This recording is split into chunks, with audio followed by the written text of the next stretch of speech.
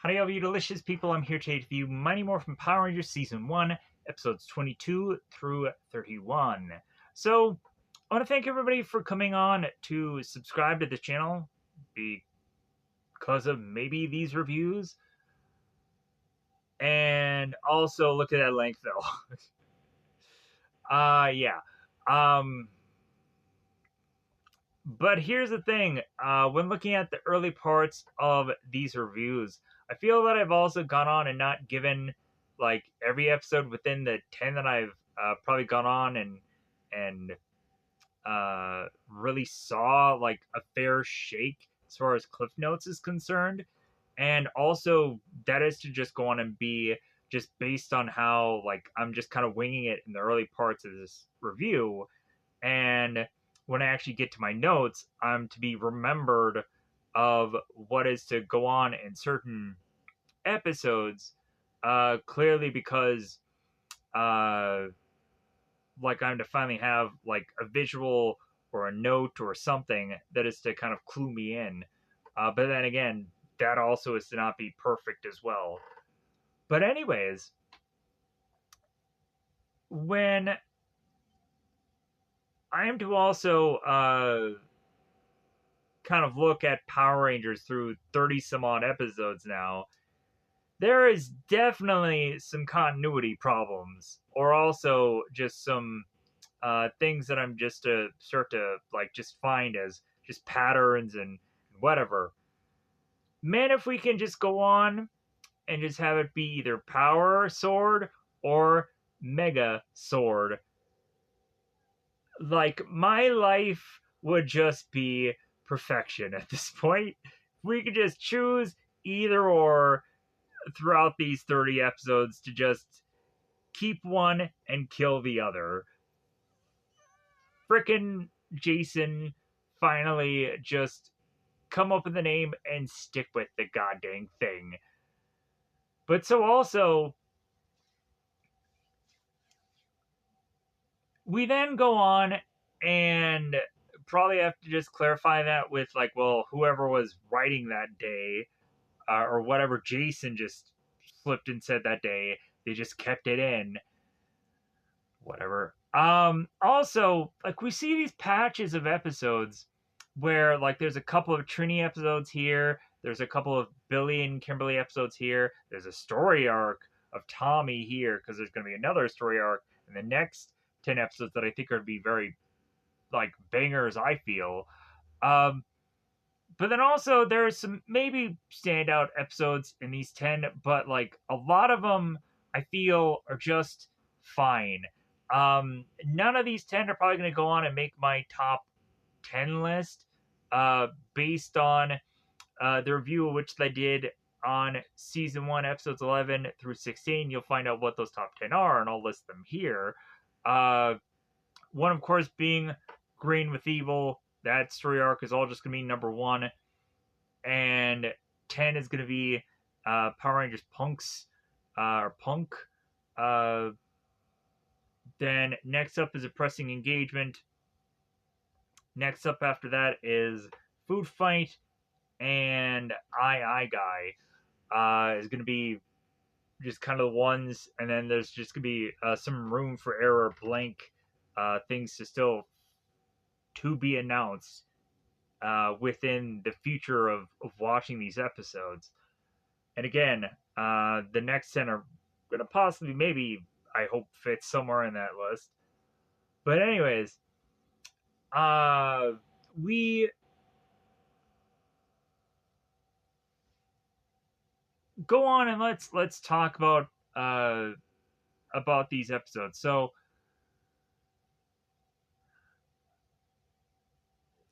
we have 3 episodes within here that are to be very Kimberly focused, and also we're going right back to the theme of fear, because if we've done that with Trini and her fear of heights, we have to go on and have Zach be scared of things in one episode, and then also we have to do a 2-parter that deals with supposedly everyone's fear, but not true. Because we're going to retcon that somewhere down the line later, where all of a sudden people are going to have childhood fears that they completely blocked or completely forgotten about, um, simply because the writers didn't uh, really want to go on and spill the beans in a two-part uh, story arcing thing right out of the gate, and they wanted to just leave some fears for later on that they can use when they just had the time that day. But anyways, uh, somewhere at some point, also, there are some standout episodes within these 10, and I'll go on and I will mention them now. But then eventually I'll give my clip notes to these episodes. So, as well as also bringing up some Power Rangers news. So, I feel like there's probably two standout episodes.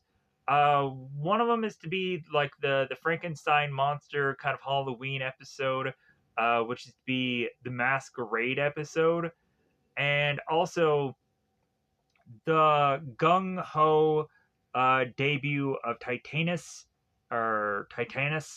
um, as well as also like that being a very Tommy Jason focused episode, as well as also uh,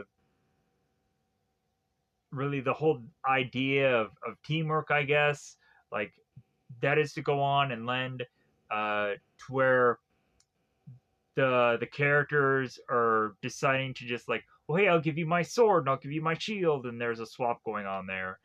And so we go on within these 10 episodes, and let me also mention this so we can kind of cover this, because I probably know I'll probably forget it if I don't. I know that in the news there's to be Hasbro partnering up with Disney Plus, and they're gonna maybe do another live action season of Power Rangers. I want to say that, but then again, who knows? Uh, Maybe that'll never see the light of day, or maybe it'll happen, and maybe everything that we've ever wanted in Power Rangers will go on and happen, and we'll just be uh, like amazed by that achievement.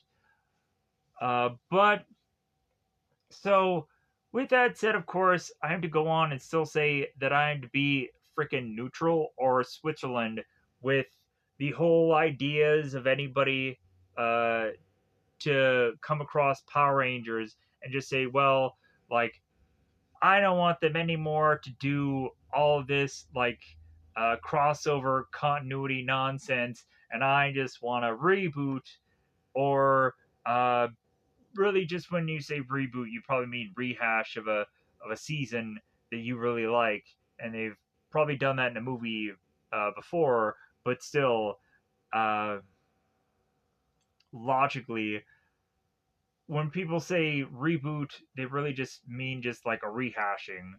Uh, with that said, if they did do that, I would love that if they really just went on and created new characters within that rehashing. Like if they created a whole brand new character that was to be a villain, and then he has a redemption story at the end, and but they build this character through the whole entire season, and he's a monster or an alien or something, like something that they didn't go on and have through the early parts of Mighty Morphin, obviously, uh, because it seemed like they were more open to do like aliens and monsters and whatever when it came down to like Power Rangers SPD or some of the later ones, because they had more of a makeup budget or whatever. That would be great. But otherwise, like add more of a lore to characters that existed somewhere within Power Rangers, that you could have it legitimately be that. like Lord Zed appeared earlier, or uh, Master Vile was to be more involved uh, with Rita's plans, or maybe you can go on and say that the whole entire time Rita and Zed like had some prison wing, and that ends up having you have like a bit of an Easter egg where it ties in characters from other seasons of Power Rangers, and you're like, oh my god, so and so character exists in this plane of existence. Oh my god, what? And like we all can just fanboy or fangirl out and just be just amazed by the existence of all of that. But then also, let's go on and let's also talk about just a continuation, which at this point I would feel that like I've always gone on and wanted to compare Power Rangers to Farscape, which is a very weird show to want to compare Power Rangers to. But if you've seen Farscape, it's like, well, yeah, like the idea of these prisoners that all are to be like uh, refugees on the ship, and they are like on this like uh, this kind of on the run, but sometimes gun mission, and like that could be interesting to just kind of pull off for Power Rangers. And also it's maybe like a planet hopping thing that reconnects us with a number of characters that had been long since used in Power Rangers but still exist and are still alive today, that we can kind of just pick and pluck from. But then again, also like kind of like a Star Trek Picard, or kind of like in the Star Wars vein, where you can take a whole entire season of Power Rangers and cherry pick from certain seasons certain characters and bring them back here to uh, really just continue on, uh, but then also remember the past and not be punished for not seeing every single season that has ever existed in Power Rangers. That we don't need to know the whole entire lore of one character because we didn't see Lost Galaxy or Time Force or whichever. Like we just like, oh, okay, cool. Like they explain this whole character's life story in this one episode, and we don't have to go back and watch 60 episodes uh, just for homework's sake. But anyways, but yeah, but I want to go on and say that I feel like I've done so many reviews or so many like season pitches or concept ideas, whatever. All of those videos exist. You can go on and hear my half-baked cockamamie ideas that eventually will probably never see the light of day, but they still exist anyways. But also, throw in your own theories of what a Power Ranger season could be. Because I'm sure anybody would love to pitch something, as well as also like really so have already I. But then also realizing how like narrow my creativity for Power Rangers really is. But anyways, because I just want another Dino season, and we've already done that so many times already. Uh, but a Dino season that eventually leads on to like something completely different, a different theme that could be interesting. Who knows? But anyways, uh, because I would also kind of like a rehashing of like a kind of a Power Ranger Zeo season, but done in a different way. But anyways, moving on. So uh, we go into these episodes. Let me go on and let me talk about them. Let me tell you something. So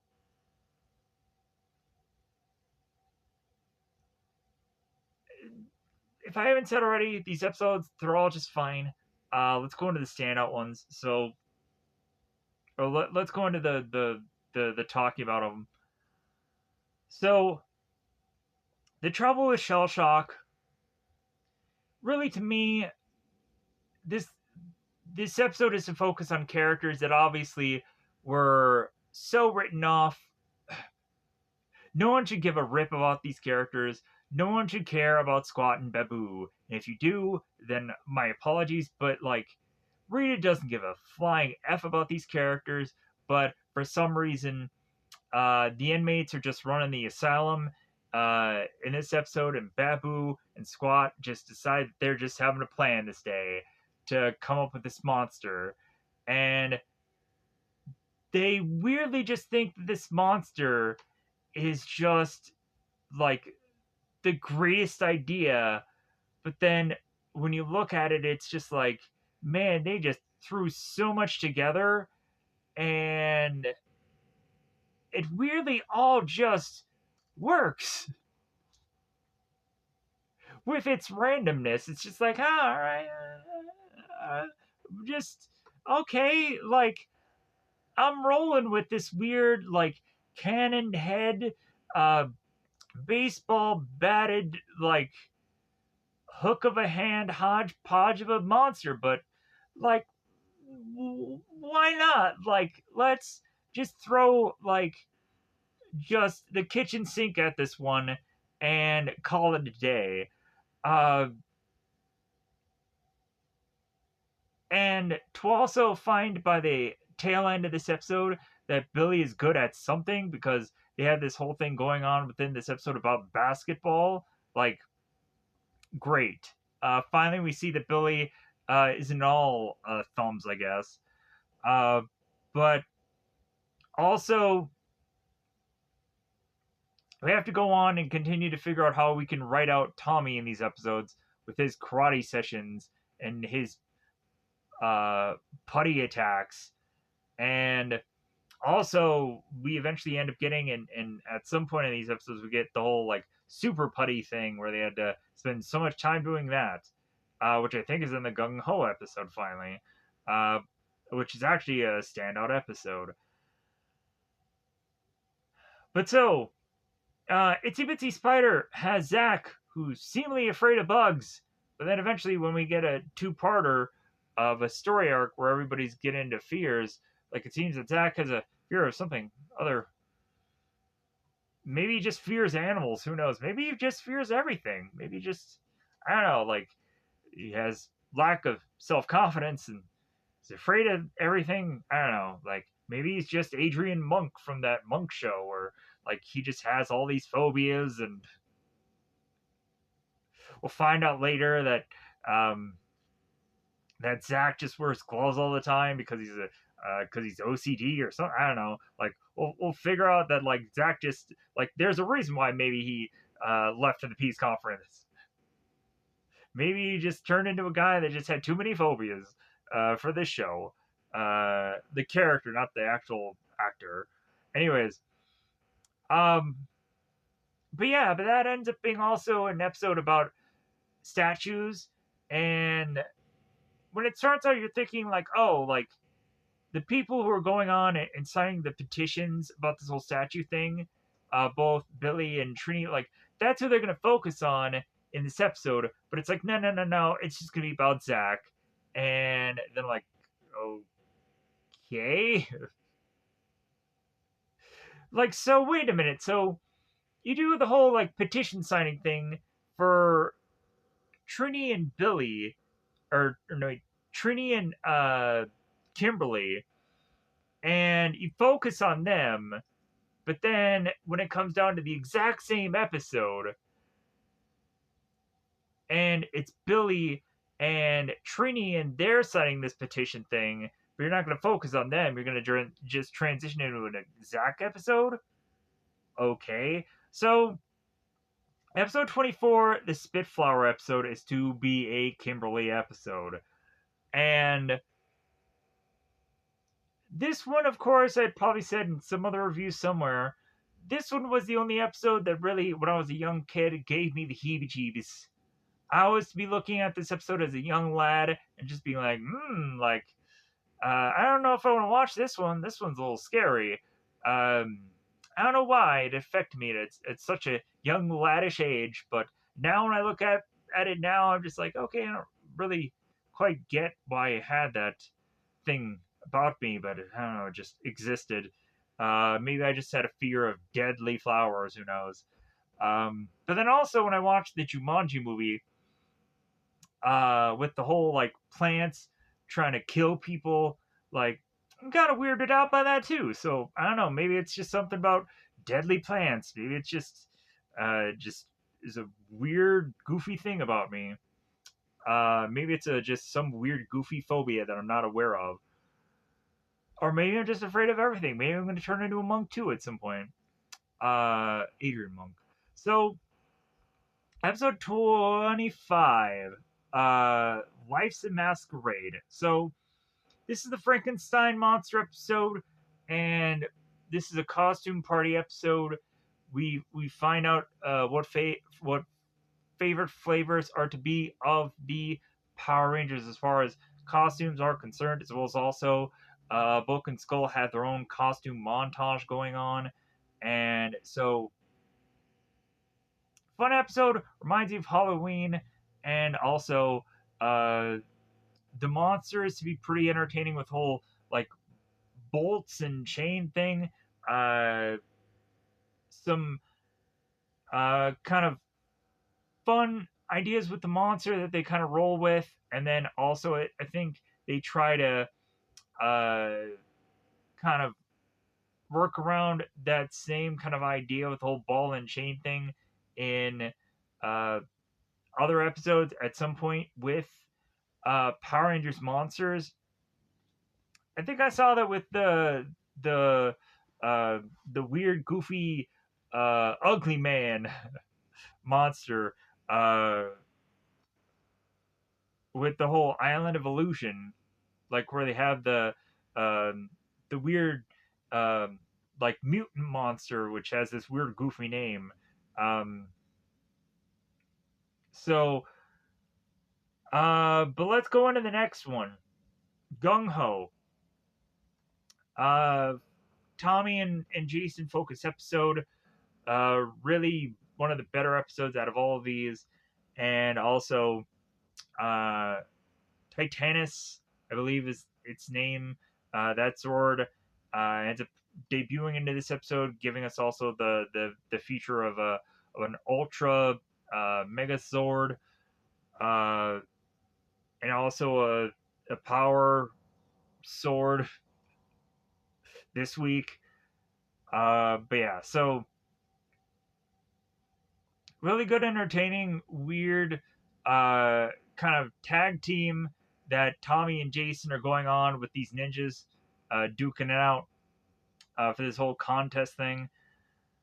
Episode 27, The Wheel of Misfortune. So, this is a tie into that whole Rumpelstiltskin story, and eventually, Kimberly has this spinning wheel, and this episode, when I saw it, I'm like, I immediately remembered this episode compared to all the others that were drawing a blank for me half of the time. And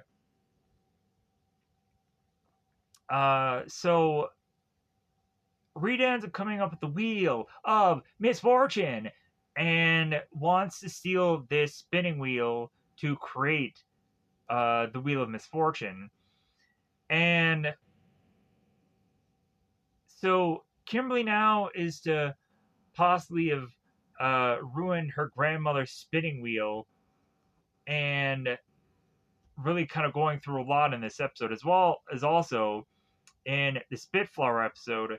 Kimberly is trying to make a model of a float, and I'm like, how is it that they're going to have enough time from this model to eventually go on and make this float? And it seems like it's a very narrow window to go from making float to model and whatever. Vice versa, model to float. But that's just me. The two-parter of Island of Illusion. We find out that everybody doesn't quite have a well thought out fear, and eventually we'll have a better one somewhere down the road, aka Billy. So Tommy's fear is to be the dumbest of all because he's been really been duking it out with his fear so many episodes already that like that's all you got for me, show. A thing that he's already been doing for episodes freaking anyways, but he fears it. Uh but then Zach with the whole like is he just afraid of animals? We're not quite sure. Uh Trini ends up reminding us what her fear is from past episode, but then also she just has to kind of like latch on to kind of what's currently the current topic of fear discussion. Uh,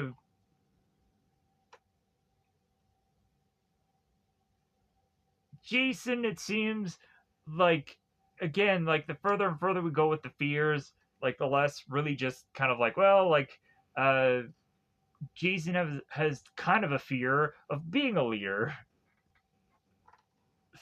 But anyways, so we also have a Family Guy character coming in, Quagmire, giggity giggity. No, like it's just some character that they call Quagmire, and immediately I thought of Family Guy, because I was seemingly named after those characters were related. You know, uh, like I'm related to an animated cartoon. It's for real, guys, for sure. Um, I know them. Like we're just distant cousins. Anyways, so uh let's get into episode 30. So episode 30 is the rock star. Man, you know what? If I could get high praise uh for an episode that just has a really cool looking monster, like the rock star would definitely be it for me. Because man, I was like, this monster, it looks dope, but like the whole story of the episode is the Rangers are on a field trip, and uh Jason has a cousin named Jeremy. And if we've already gone on to Gung Ho, where there's a whole thing in the episode where they have a map, like Jeremy, it seems, has a map that he needs to go on and find this weird mirror, and like that ends up being a wonky weird thing about the episode. And so like there's obviously some problems there, but like that monster though, give him mad uh like rock props, I guess. So then lastly, we have Calamity Kimberly. This is to be the episode that is basically just the tickle sneezer uh woman pleaser episode. And really, Kimberly is going through some unlucky day that is to just kind of tie into a thing that is to be very similar to the tickle sneezer episode, where Kimberly is just kind of going in the day of the life, but it's going horribly awry. And then weirdly, Finster comes up with a monster that is to just suck up Kimberly into this freaking uh, jar of a thing. And then the Rangers are just like, well, hey, like we want to fight this monster, but that bottle though, what are we gonna do? So like they're trying to piece together and figure this thing out. So it's kind of my thoughts on the episodes in a very cliff noting way. So I think it's about that time to just say, let's get into full on spoilers so I can quickly get this review done and out to you, and then realize that I probably should have gone on and gone to sleep hours ago, but I'm still here saying words. So, with that said, I should have gone to bed like 8 hours ago, but here's where we are. So, let me know in the comments below how you felt about any number of these episodes, or let me know about seemingly anything Power Rangers related, like how you want future seasons to go, how you want to go on, and uh,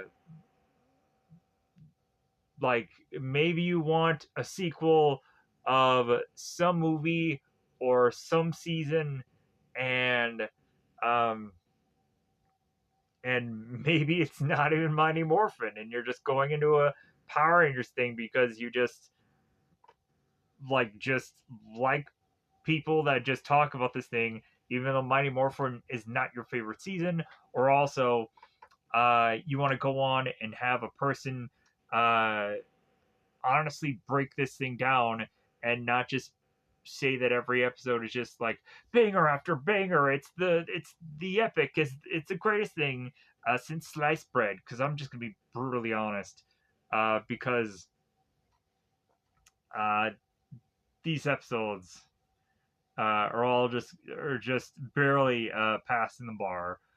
But anyways, let's get into these episodes. So these are all spoilers of these episodes. So it's a full-on breakdown of every one of the episodes. That's why the videos take so long, and also there's quite a bit of times where I'm even questioning everything that I'm saying, because I'm looking down on my notes and I'm just like, what did I say there? Who? What now? So first off, let's go into the trouble with Shell Shock. This is a full-on spoiler. Spoiler time. Spoiler time. Let me know in the comments below how you felt about all these episodes, because it's about that time to just break them all down. So Jason and Zach are playing some basketball, some b-ball at this court, and so Zach is going on and he's having the ball. He's like, "Yeah, gonna do my slamma jamma, uh, blamma blamma," and he's doing all these weird, goofy rhyming things, and he's just like, yeah, building this whole like thing up to just be like, yeah, I'm gonna do this one cool move, and Jason's not gonna do anything, and I'm like, ha ha ha, and so Zach goes on, and like you knew that Zach was going to win this anyways. Um, but because like how like Zach was just kind of confidently just building up this move, like you had to give it to him. So and then also that mad sweet rhyme though. But anyways, so Squat just appears, and of course, if you don't know who Squat is, because no one ever remembers who this guy is, uh, he's the always guy that talks like this. It's at that high register. And he, of course, is to be with Babu, who talks more like this. Um, so Squad is going on, and he's just appearing nearby where the Rangers are playing basketball, and Squad is like, "Man, I can't believe that like no one noticed me," and like the Rangers communicators aren't going off like, "Oh man, this is a perfect spot to have teleported." So the Rangers are playing basketball, and then after Squad is continuing to just watch because he's a weird peeper, he really is.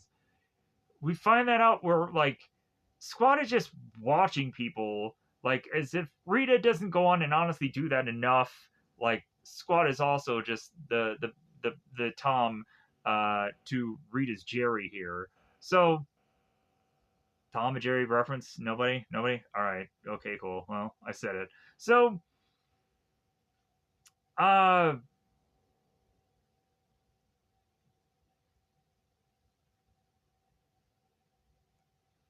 as Squad is to go on and just kind of watch this all on, he immediately says like, "Well, yeah, like the Power Rangers are gonna um, kind of like ruin the day uh, because they don't know what's coming to them because me and Babu were putting a plan together." And then so Squat leaves. So Bulk and Skull, as per usual, they come into play here, and they want they want the basketball court, and so this ends up leading into what is to seemingly be another day in the life of Bulk and Skull. And so what ends up happening is that there seems to be weirdly just this hot dog stand that appears nearby, and so Bulk and Skull end up like kind of falling or kind of smashing into this hot dog stand, and all this stuff ends up falling on them. And so they just start grabbing these hot dogs and starting to eat them, and then the hot dog vendor is just like, well, hey, like you have to pay for that. And Bulk and Skull looking at one another and like, yeah, we don't have the money. So they like spit it out and they think that they can just kind of run off. And the hot dog vendor is like, no, no, no, no, no, like I'm gonna make sure that you pay for these hot dogs. So like finally like now letting Bulk and Skull just kind of get off uh with all the just the pranks and uh the criminal ish like things that they go on and do from episode to episode. So after all that happens, Babu and Squat kind of sneak around the Bandor's palace, and Rita's kind of like she's sleeping, but also she's just kind of like, well, like let me just kind of peek around and just see what Babu and doing. I'm not gonna call them out on it, but hey, you know what? Like if they just come up with one monster for this week, like that gives me just one less thing to do, and like I'll just kind of I'll just let them go. So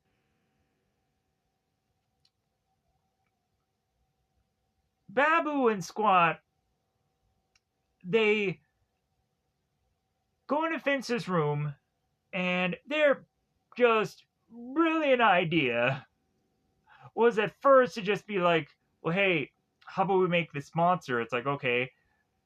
Squat looks at Babu. It's like, well, what is it going to be? And Babu is like, well, like, let's just make this turtle monster. And Squat is like, what? It's like, that's your brilliant plan? And then Babu is like, well, how about we just put this stoplight on it? Squat was like, well, yeah, yeah, all right. Well, but how about we go on and like, how about we put some like weapons on the monster? And then Babu is like, yeah, yeah. So like, you can tell that like this plan wasn't exactly like burning and churning in the noggin of these two brains here, and they are just like throwing the kitchen sink in this monster and just having a good time. So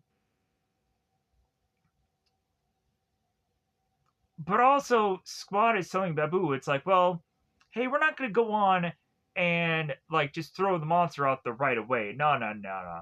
How about we go on and like we send the putties like den the monster? It's like, yeah, that sounds like a good idea. So like Babu and Squad are just like free reigning right now. They're free balling it right now. And the whole thing of it is like now that we have like a sixth ranger and also we have a guy named Tommy who has been facing off against putties by himself. When we then have the Rangers and Tommy together facing off against a group of putties, I'm like, dude, like, this is no contest. Like, they're going to mop the floor with them, but then eventually in later episodes, they have to concoct, like, super putties, and then we're just kind of unsure about who the Rangers are exactly fighting as far as putties are concerned. And so we have to just say, like, well, if it ever gets harder with the Rangers to face off against putties, I guess that's the super putties that week, because how can you really freaking tell? Because the putties don't have a definitive uh, like design that like tells you the difference between super and normal and whatever the heck else that they just toss in randomly per episode to episode because of lack of continuity. But anyways, so sometimes the putty looks darker, or sometimes the putty looks sweaty. Anyways, so but I also liked in the putty fight how they actually used the setting to actually face off with the putties, where they actually used the basketball, or I think they end up using the basketball net, and they actually worked it in. It was actually kind of nice to kind of see like them using the surroundings. So after the whole putty fight, Tommy's like, "Well, hey guys, like I'll see you guys later. like I have this karate class. So oh, here's where Bulk and Skull come in. They fight over the court.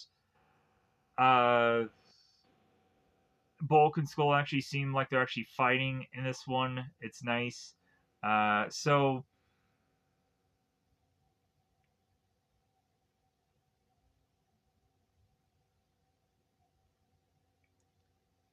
we have Babu and we have Squat, and they're in the background, and they're actually going over what they think that Shell Shock should do in the future, like kind of going over his move set,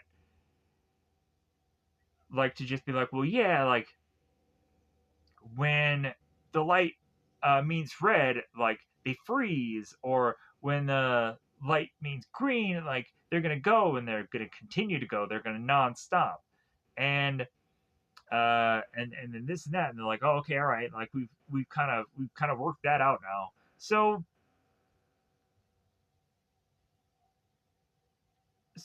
Shell Shock is just kind of listening to this, and eventually going on to like not really having I guess a thought in this monster's iota of brain, as this ball is to kind of just roll in front of him, and the monster just goes ahead and just blasts it. And then the Rangers are like, hey, what the heck was that? And then that ends up having them notice Squat, Beppu, and the monster. And now it's like, well, hey, like, we're just gonna have to roll with this. So the Rangers morph. Uh, so Shell Shock ends up noticing Trini, and he ends up hitting the green light specifically on her. And Trini can just non-stop just having forcibly to keep on moving. And I was like, oh, okay, so that's what go means. So she's like consistently like so yeah. So and here's where we like start to have me like look at my notes, and like I said, like man, like Shell Shock is one unusual monster, but I'm going with this. I'm running with this. So Shell Shock has this one hand that kind of sinks back into his body, and then it comes out, and then it has this baseball and bat. And I was like, wait a minute, we just did basketball. Shouldn't that have some connection with this monster? But I'm like, well, let's run with this. So the monster had this baseball and bat, and so he's like smacking these balls, and they're hitting the Rangers, and it's coming off as like some attack. And I'm like, okay, this makes sense. Okay, sweet. And then all of a sudden, the cannon comes out of the turtle's head, and I'm just like, wait a minute, like baseball and bat, and then a cannon. This is some kind of wild. So, uh, and I was also like, I am so confused. So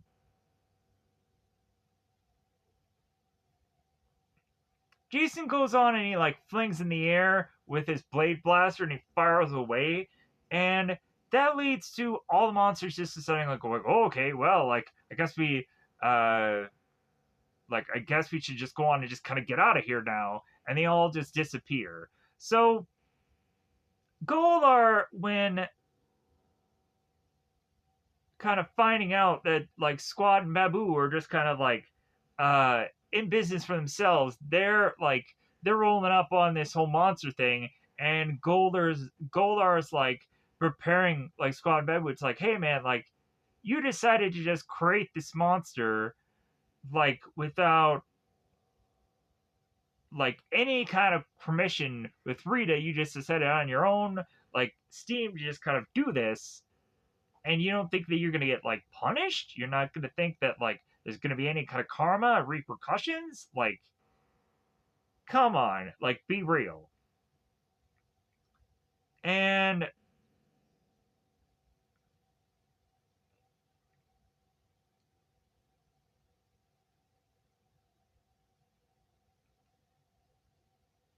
we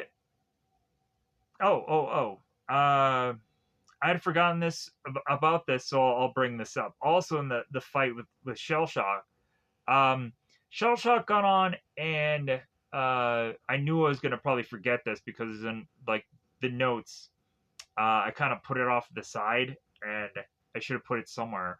Um, During the fight, Shell Shock hit the red light on the blue, black, and yellow, or no, the blue, black, and pink ranger.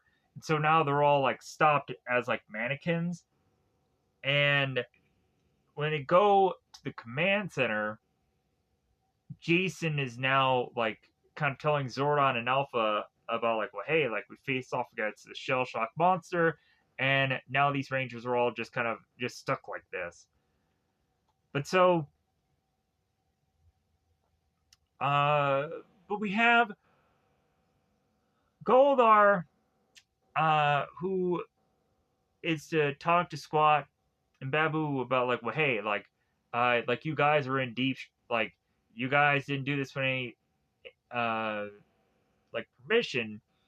I think eventually Rita goes on and is to just kind of find out about what's going on, and she's just kind of fine with it. Like she doesn't care. It's like, man, let him run wild.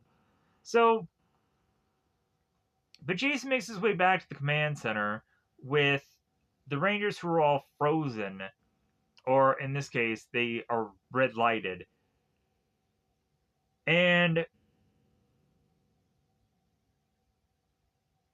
of course, Jason is to turn to Zordon, the dude with seemingly most of the answers. So Zordon is to explain that there seems to be yet another rare flower because we've also had the singing sap from episodes before. There seems to be this rare flower cure called the Deandra, or the I think it's called the Deandra, and at the Mountain of Hope is where this supposed thing is to be located. And Jason is thinking like, oh well, I need to go there, like, and Zordon is like, no, I've already sent Trini off to go and obtain this. And Jason's like, oh okay, well, like, gotta give her something to do. So that in turn has then Jason, who needs to focus on this shell shock monster. And so when he goes back to face off against shell shock, really just we quickly then escalate the fight to Rita is to grow the monster and make my monster grow, and shell shock is now giant. So now uh Jason, I believe, is in the T Rex Zord, and so yeah, it's T Rex, the Tyrannosaurus Rex versus Shell Shock.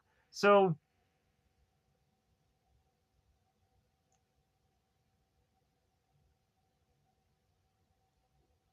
Squad and Babu uh, are watching Jason, and so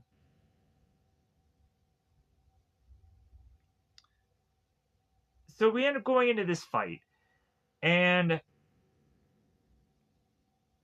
we have Shell Shock who ends up kind of replacing his arms, and we end up seeing again like the baseball bat and and ball,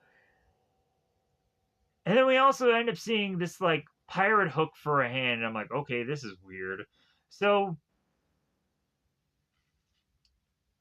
back with Tommy, he's in this karate session that again, like he just couldn't get out of, and he's doing this like this stick practice, and there's no teacher around him. So I'm like, what kind of session really was this? Like, was Tommy just teaching himself at this point? Because there's never any coach around. I'm not seeing any, but like, was the coach just to say like, okay, like I'm gonna tell you to do these moves, and you're gonna do them for like the next 45 minutes, and then like I can just leave now? because that's all the coaching that I really needed to do. Like I'm not gonna like just kind of pressure you on form or anything. I'm just gonna bounce once I tell you what all you need to do. So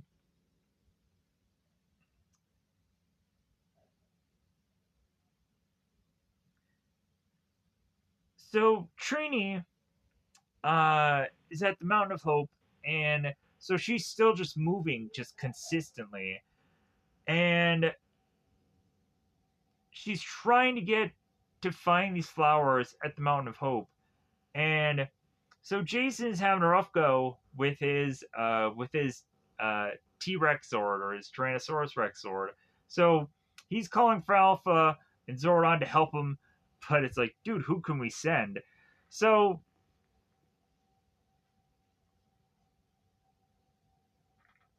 Dragon Zord, I don't know, send somebody. So or no, uh,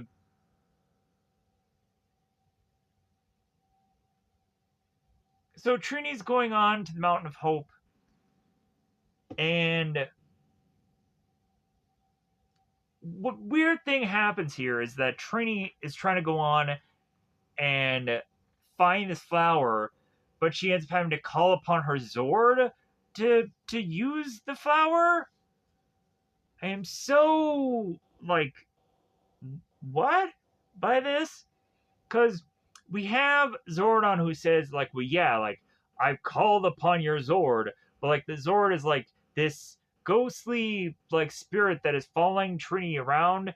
It's weirdly like just photoshopped into the frame. I'm so confused about all this. I don't get why she has to call upon her Zord to find the flowers. It's freaking weird. Or use the flowers. They could tell me why that they decided to do that. It just still makes no goddamn sense to me. Uh Logically in my brain to figure that out. So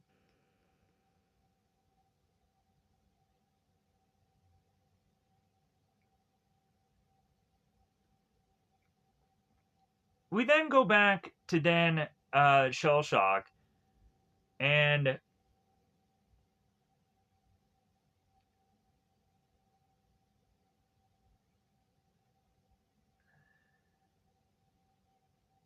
I'm trying to piece together my notes here. So, uh,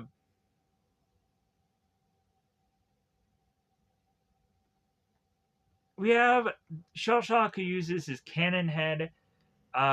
Tommy ends up getting his communicator and ends up talking to Zordon and is on his way. So, oh, um, or no, wait. Tommy ends up talking to Jason, and to- while Jason is talking to Tommy, like he is strangely calm in a situation where he should just be yelling, but he's not. It's weird. Uh, and so Tommy's on his way. So the following, uh,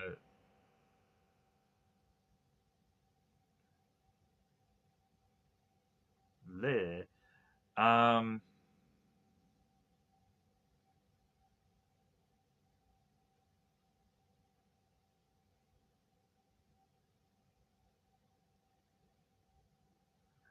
the next thing we have the Dragon Zord and the Tyrannosaurus Zord, and they're trading off blows with Shell Shock. Like one's hitting them, the other's hitting them, back and forth. So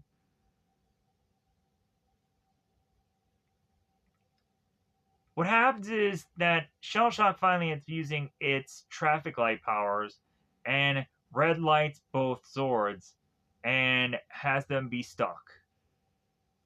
So uh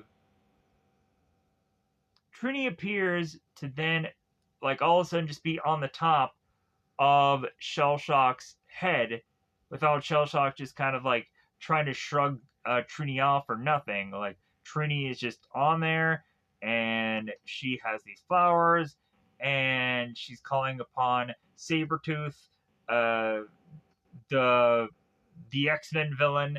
No, I'm just joking. Uh, she's calling upon her Zord and also her spirit animal to help her reverse to reverse the light curse. So, like during this whole time, like Shellshock is just standing there. It's like, man, all right, well, I guess this is what's gonna happen next. So, uh,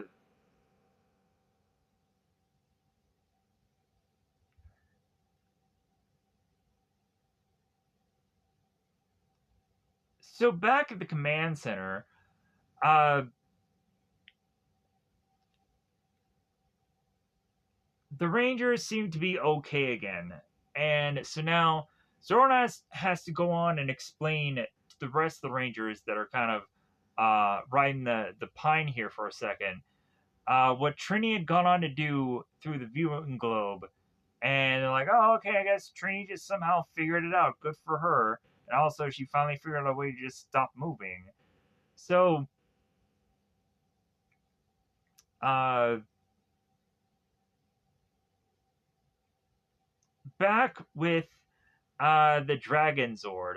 So I finally figured out because they finally explained this. So when the Dragon Zord goes on and he unleashes this kind of like blast things from its fingertips, like those I guess are all missiles, and I didn't recognize that because I was like, well, like those blasts, those missiles, like what are they? Because I thought that they were missiles, but I don't know the technical term until somebody says something on this show. You never really freaking know. You don't know if it's a mega or it's a power or it's a something or other. Who knows? So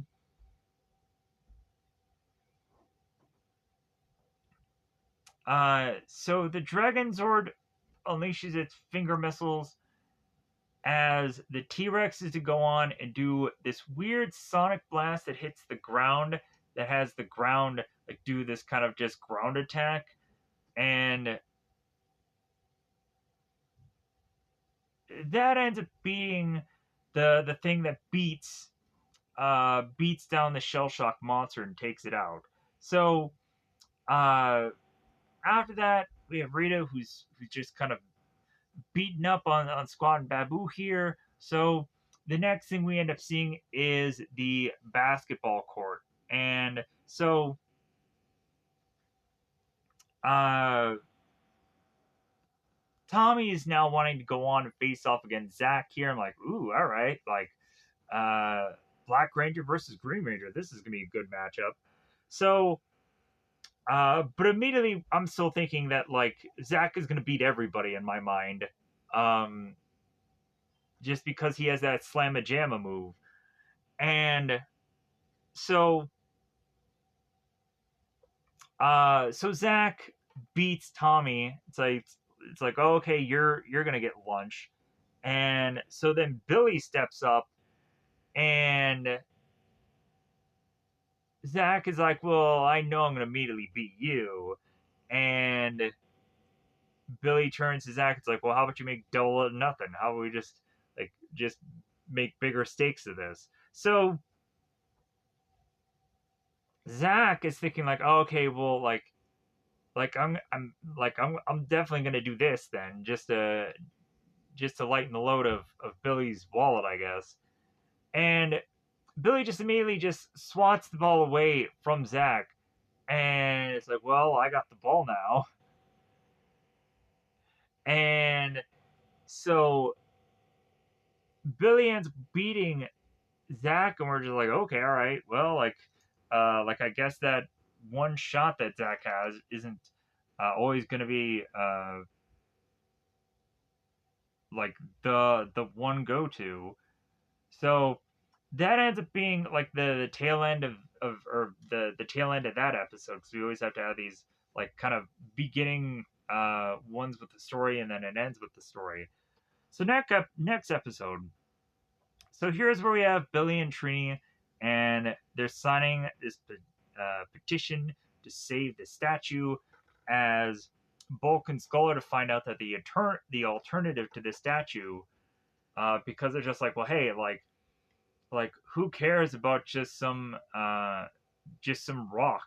Because really, if you kind of think about it, like a statue is just some like shapely rock, really, and like they see something of that nature. So Trini tells Bulk and Skull, it's like, well, like the alternative to the statue would be that they're making some barbecue pit. And Bulk and Skull are like, well, hey, yeah, we can get some ribs and we can get this and we get that. So,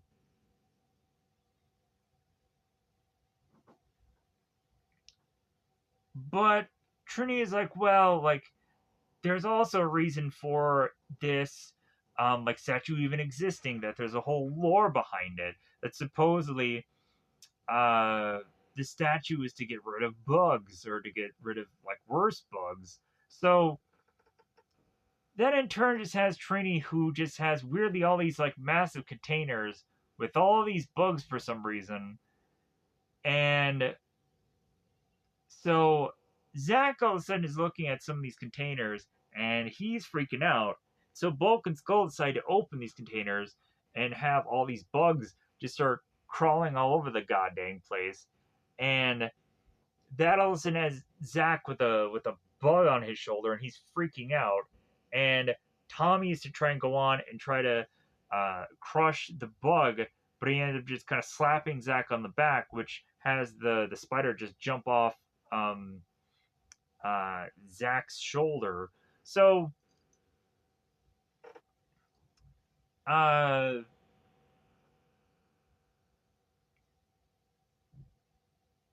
Kimberly goes on and tells Bulk and Skull that at some point, because of all the stuff that they've gone on and done, there's going to be some kind of karma coming their way. But I don't think it'll ever really happen because they've like they've had pies, shakes, paint, all kinds of things just kind of thrown in their way in their faces anyway. So that's karma enough, I guess.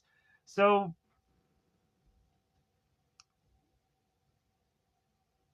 Squad and Babu are coming with putties to take the statue.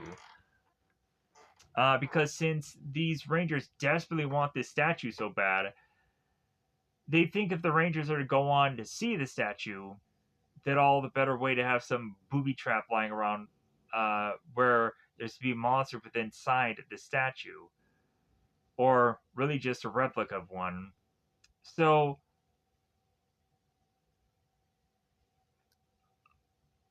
let me pause for 1 second here. All right. Hopefully, hopefully I can keep soldiering on with this review, but may have to take a couple of breaks for this one because, man, um, it's a long day. So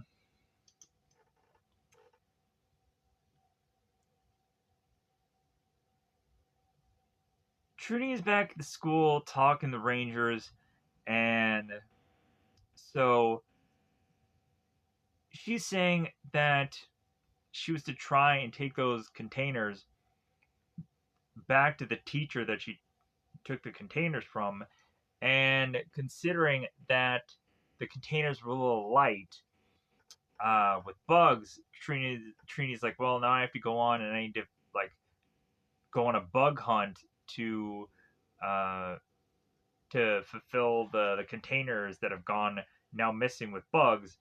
And Kimberly has the bright idea, like, well, hey, like if we go on and we make a picnic, like I'm sure all the bugs will just come to us and we'll just be able to just get them all that way. So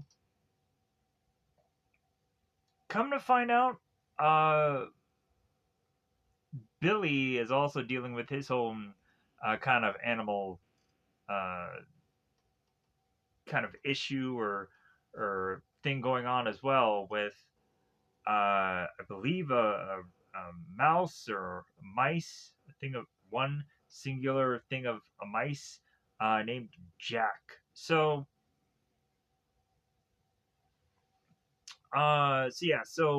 the Rangers bump into Billy, and he has this mouse. Uh, Bulk and Skull see Billy with this mouse, and so they weirdly decide to throw this book at it uh, the mouse ends up coming out of Billy's hand and going into Skull's pants and starts kind of making its way through uh, Skull's body to then have Billy uh, take the mouse from Skull. So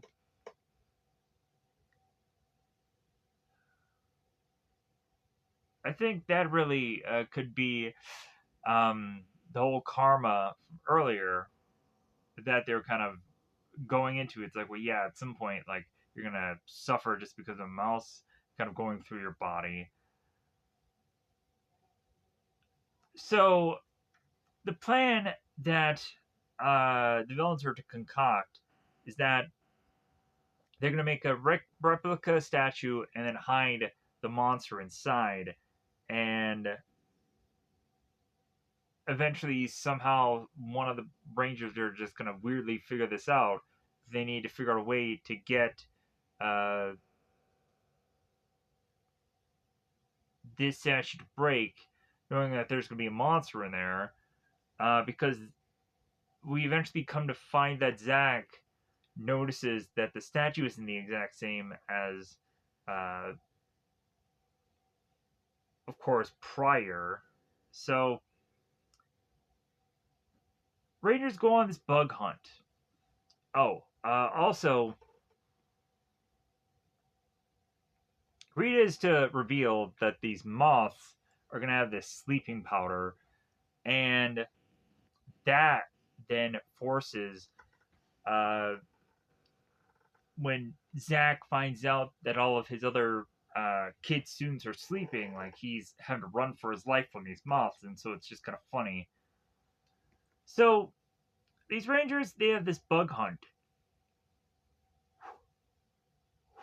Zach is to not go onto this bug hunt because he has this hip hop keto class to teach, but also Kimberly tells the Rangers that Zach's afraid of bugs anyways, so like he's not going to be part of this. So at some point, I think Trini ends up asking like what one of the bugs are, and Billy pulls out this bug manual. So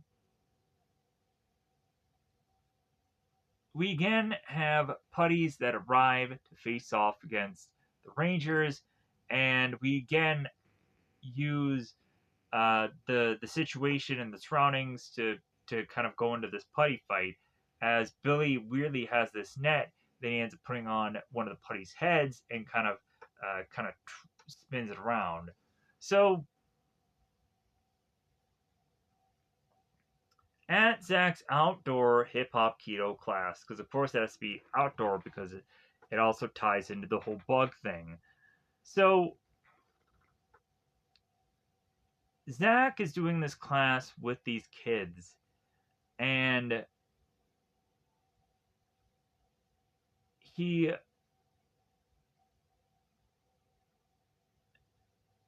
starts to demonstrate one of these moves and has the kid copy it, but it seems that he left some of his cassette tapes in his car, so he has to go back to get them.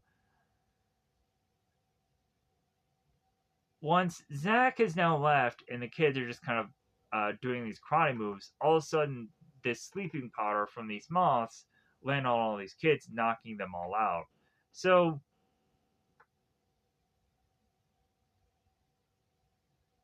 Zach has his, of course, communicator go off, and it ends up having Zordon uh, with a warning to leave the area because the moths have this sleeping potion, and Zach's going to be targeted next. So Zach is just kind of running from these moths. So Zach, because he doesn't know where to run to get away from these moths, he decides like, well, hey, what about that statue? Because that statue is to go on and be a thing where uh, like none of these bugs are supposed to be coming anywhere near the statue. So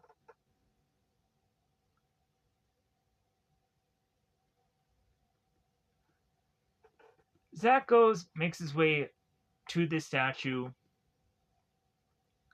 to then notice the mistake of it. So Zack goes on to then morph, and then he uses his battle axe, and he ends up blasting the the statue with the battle axe, and it ends up getting revealed of the monster. So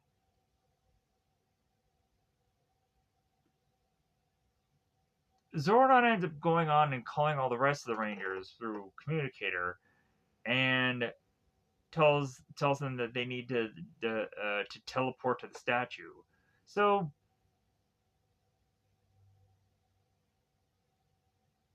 Spidertron, who of course is the monster, uh, so uh, Spidertron goes on and has this just kind of web attack for the monsters, and Goldar ends up using his sword as this blast. So after the Rangers are kind of like down on the ground, Zack, it seems, is to be the one that gets up and tries to just kind of copy what Jason did and what Jason did earlier with the fight. And so,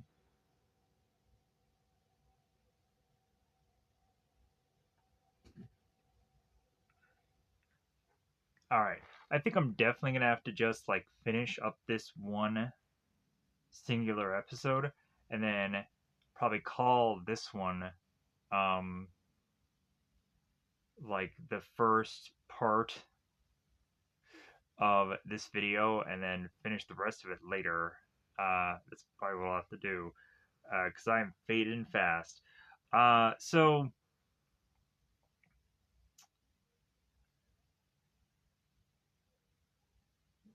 Spidertron does its web attack.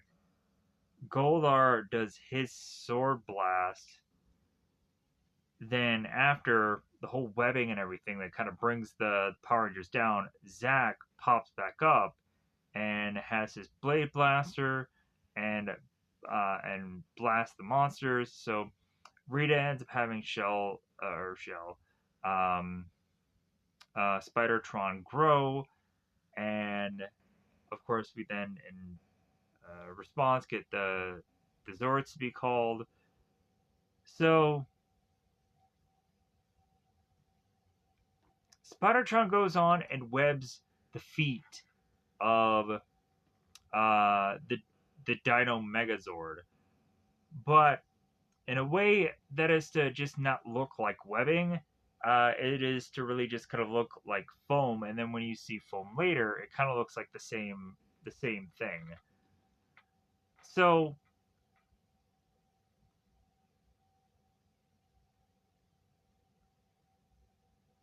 after that, we then have Spidertron that kind of shoots this actual like netting like thing out that weirdly enough the Megazord ends up like grabbing onto and doesn't even realize that like it's only like grabbing from one side to where it could probably figure out a way out through another.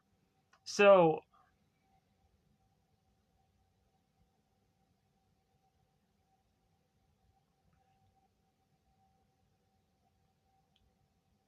after the Spidertron is to go on and do this blast and have the Megazord fall down, Jason thinks that it's a bright idea to just kind of disengage the Zords altogether to separate.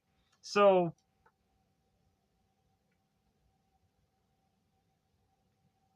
when the Zords start to separate, they end up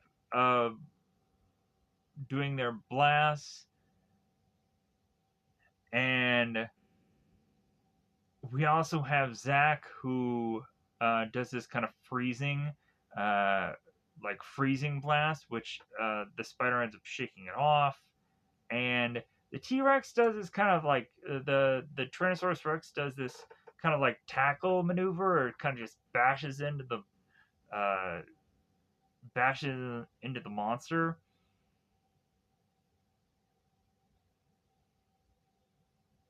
So Jason then calls Zordon for Tommy, and Tommy is in this sword practice, and his communicator is going off. So Tommy then runs off to call, of course, Morphed, uh, his dragon dagger, uh, to call upon the Dragon Zord. So the dragon tail in this attack looks like, all right, like we're kind of really going on to uh,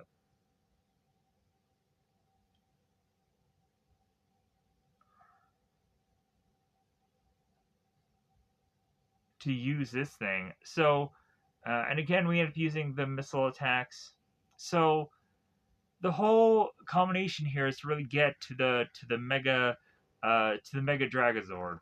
So what ends up happening when they get to the Mega Dragozord, I think they end up having to call the staff that they have that has like the whole Dragon Zord like body to it towards the end there, and then eventually we come to find there's actually a drill at the end there. So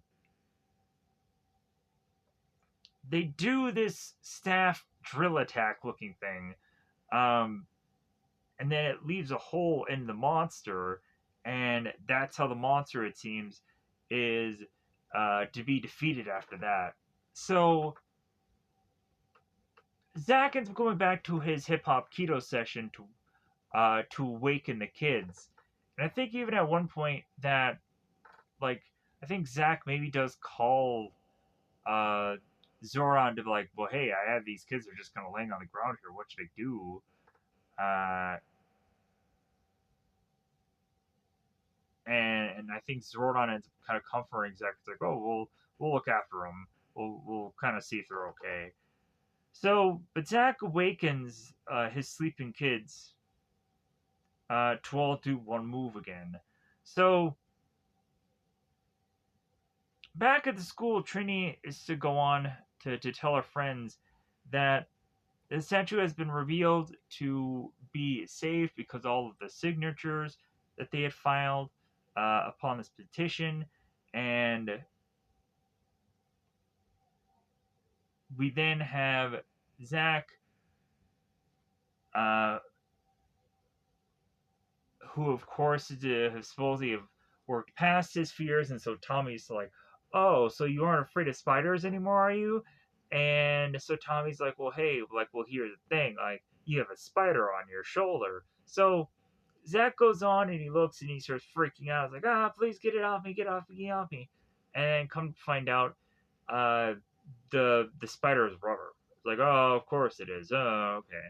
So and that's how they kind of wrap up this episode. And come to find out, like Jason and Frank was a bit of a prankster on the show. Come to find out, David Yost had stated about this one prank where Jason David Frank had put a bug or something in David Yost's sandwich, and like of course like Billy didn't think nothing of it, but yeah, he ended going on to reciting that story about what had happened.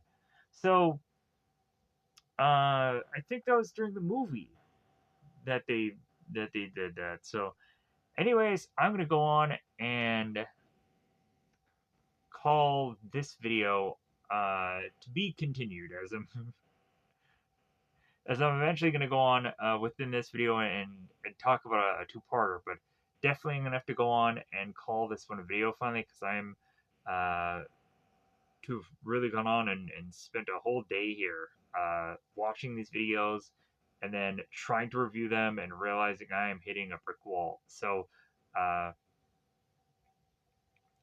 let me go on and say that I'm going to go and finally rest my head, and then come back here to finish up the rest of these uh, episodes.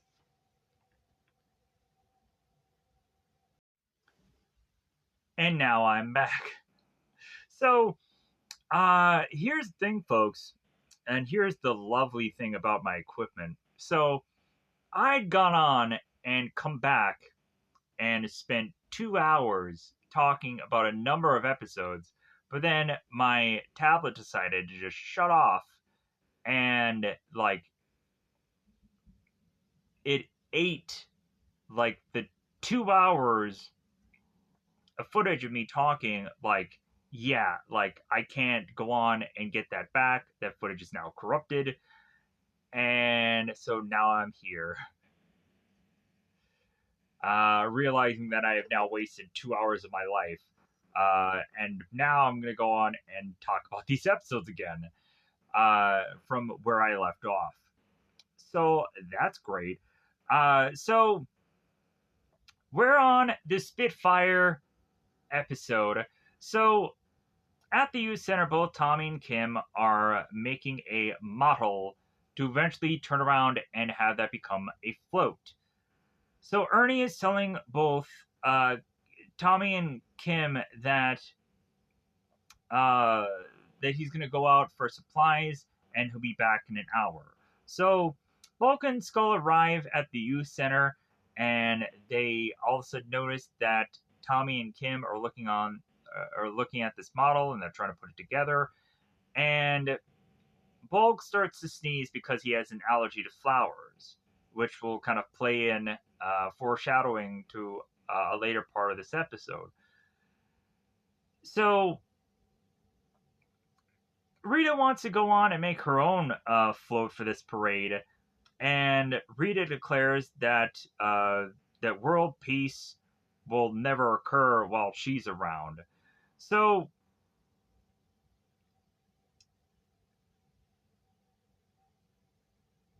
Kimberly goes on and is to tell Tommy, it's like, well, hey, like, come to find out, like, a lot of these flowers are going to get reused from off of these floats. And Tommy's like, well, how is that going to work? And Kimberly's like, well, they're going to turn all the flowers into potpourri. And Tommy's like, oh, okay. So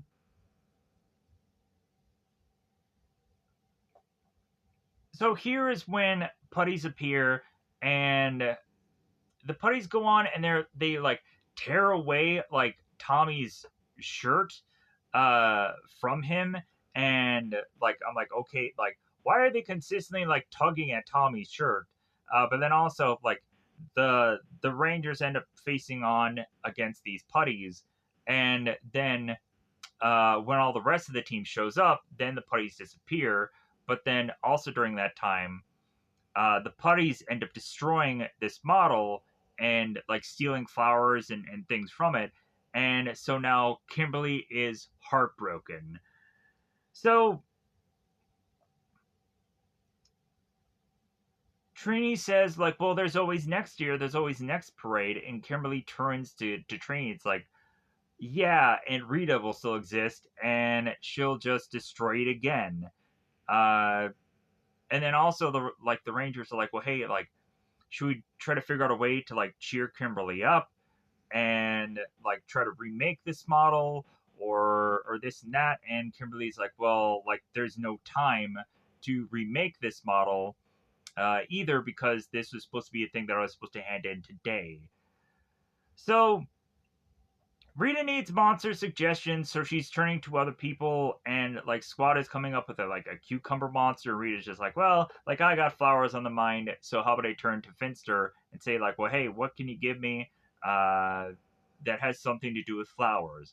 So Finster suggests the Spitfire monster that sucks in all of these flowers and then spits them back out, and the flowers end up becoming mutated and have uh, fangs as if they're flower vampires. So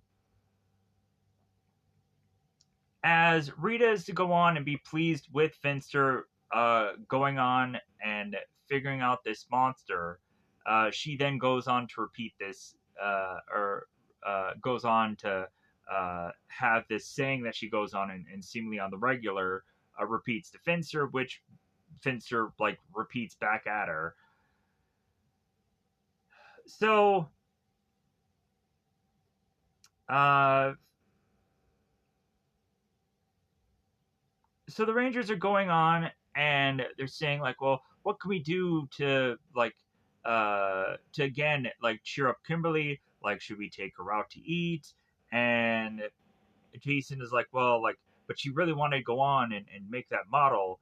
And so as they're going on and kind of cleaning up the mess of this model all over the ground, Tommy is to take the garbage can that this thing was in, and he's like, you know what? I think I have a plan of my own. And so Tommy then turns to Kim, and like Tommy is telling Kim, it's like, well, yeah, like it seems like the team is wanting to go on and figure out a way to just kind of help you, but Tommy's like, well, hey, like, do you want me to like take these supplies and bring them home with you? And Kimberly was like, no, like I want nothing to do with this parade at this point because there's nothing I can do now. And so Tommy's like, well, hey, can I take these supplies? And Kimberly's like, sure. So Zordon goes on to call the Rangers to the command center. Zordon informs the Rangers that Rita is planning on destroying uh, every float of this parade itself to ruin world peace, because that's to be the theme of this parade is world peace. So Zordon turns to the Rangers to show them the viewing globe to see the spit flower um, and flowers turning evil. Uh, Zordon is to go on to explain to the Rangers that this monster, it seems, has a very few number of weaknesses, but then also we'll come to find that the weakness of this monster is to be its sack. So we're gonna have a bunch of like nut jokes within this episode. So the Rangers go on to face off against this Spitflower monster and immediately get uh, like mauled with all these plants that are sucking down their power or their energy. So Rita turns around and makes her monster grow. Uh, Tommy's going on and he uh, is trying to figure out how to make this model and put it all together as Zordon is to call with Tommy's communicator. So Tommy ends up turning around and he ends up morphing uh, and joins the group. Jason wants Tommy to call for the Dragon Zord so that way they can go on and do the Mega Dragon Zord, because of course, like, this is the new flavor of the month, where we're gonna go on and consistently throughout all these episodes have Tommy put together the Zord. If I haven't said this at some point already, so Spitflower spits flowers, taking down the Megazord. Zordon recalls the Rangers back to the command center as the monster is so overpowered, or OP. So at this point now, like, Zordon is to have to like analyze and figure out the data and also track this monster. So to try to figure out some kind of weakness. So during that time, both Bulk and Skull had also gone on and been attacked by this monster, and they go on and they find that flowers are just plopped all over their body. So Bulk and Skull are looking at one another, and Bulk goes on to again mention how he has this allergy. Bulk ends up ripping one of the flowers from off of his body, and we see that the flower has this face or these fangs, and Bulk and Skull end up freaking out, and the flower ends up adding on to Bulk's body or Skull's body, and I'm sure Skull is to just turn to Bulk. It's like, oh yeah, I needed that. I didn't have enough of these things on my body. So, back to the command center. So, Zordon's data results that the monster has a weak point, and again, it's his sack. Which Jason asks him if, like, well, hey, you have that power bow, like, you might as well go on and defeat this monster. The way of which that is to be just kind of in normal other episodes where you just fire this power bow and dunzo. But the weird thing of it is they go on and they set that up, but they don't go on and actually go through with that. So they do all this line delivery for no reason.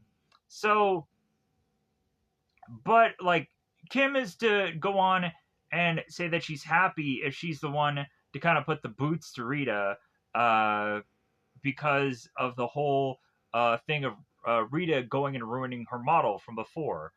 So Tommy, of course, also he's in the command center, and both Alpha and Zordon tell him to like, oh, hey, you gotta stay back.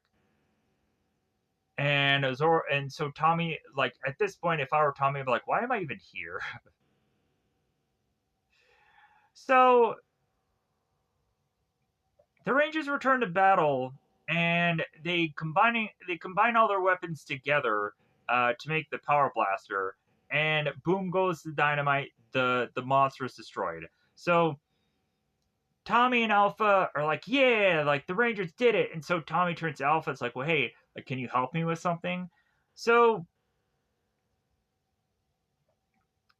Tommy is going on and trying to figure out a way to recreate Kimberly's model, but he doesn't know like how the model is going to like appear. But well, like he's just putting it together anyways. So Tommy's going on and asking Alpha for pliers and all these things, and every single time Alpha is to give him the wrong thing. And then also Alpha ends up gluing uh, Alpha's hand to the glue. So uh, Rita's upset at this point because she feels that there is no one to turn to that is going to go and give her the result that she needs, or even to really just turn to herself, because really there's been so many times where she's just sloppily flung monsters out there, and like there's been like no long-term plans going on in these episodes for the villain side, with the exclusion of putting together the super putties. But then again, like, why spend so much effort on creating super putties? Like, why not just make better monsters? It makes more sense to do that. So,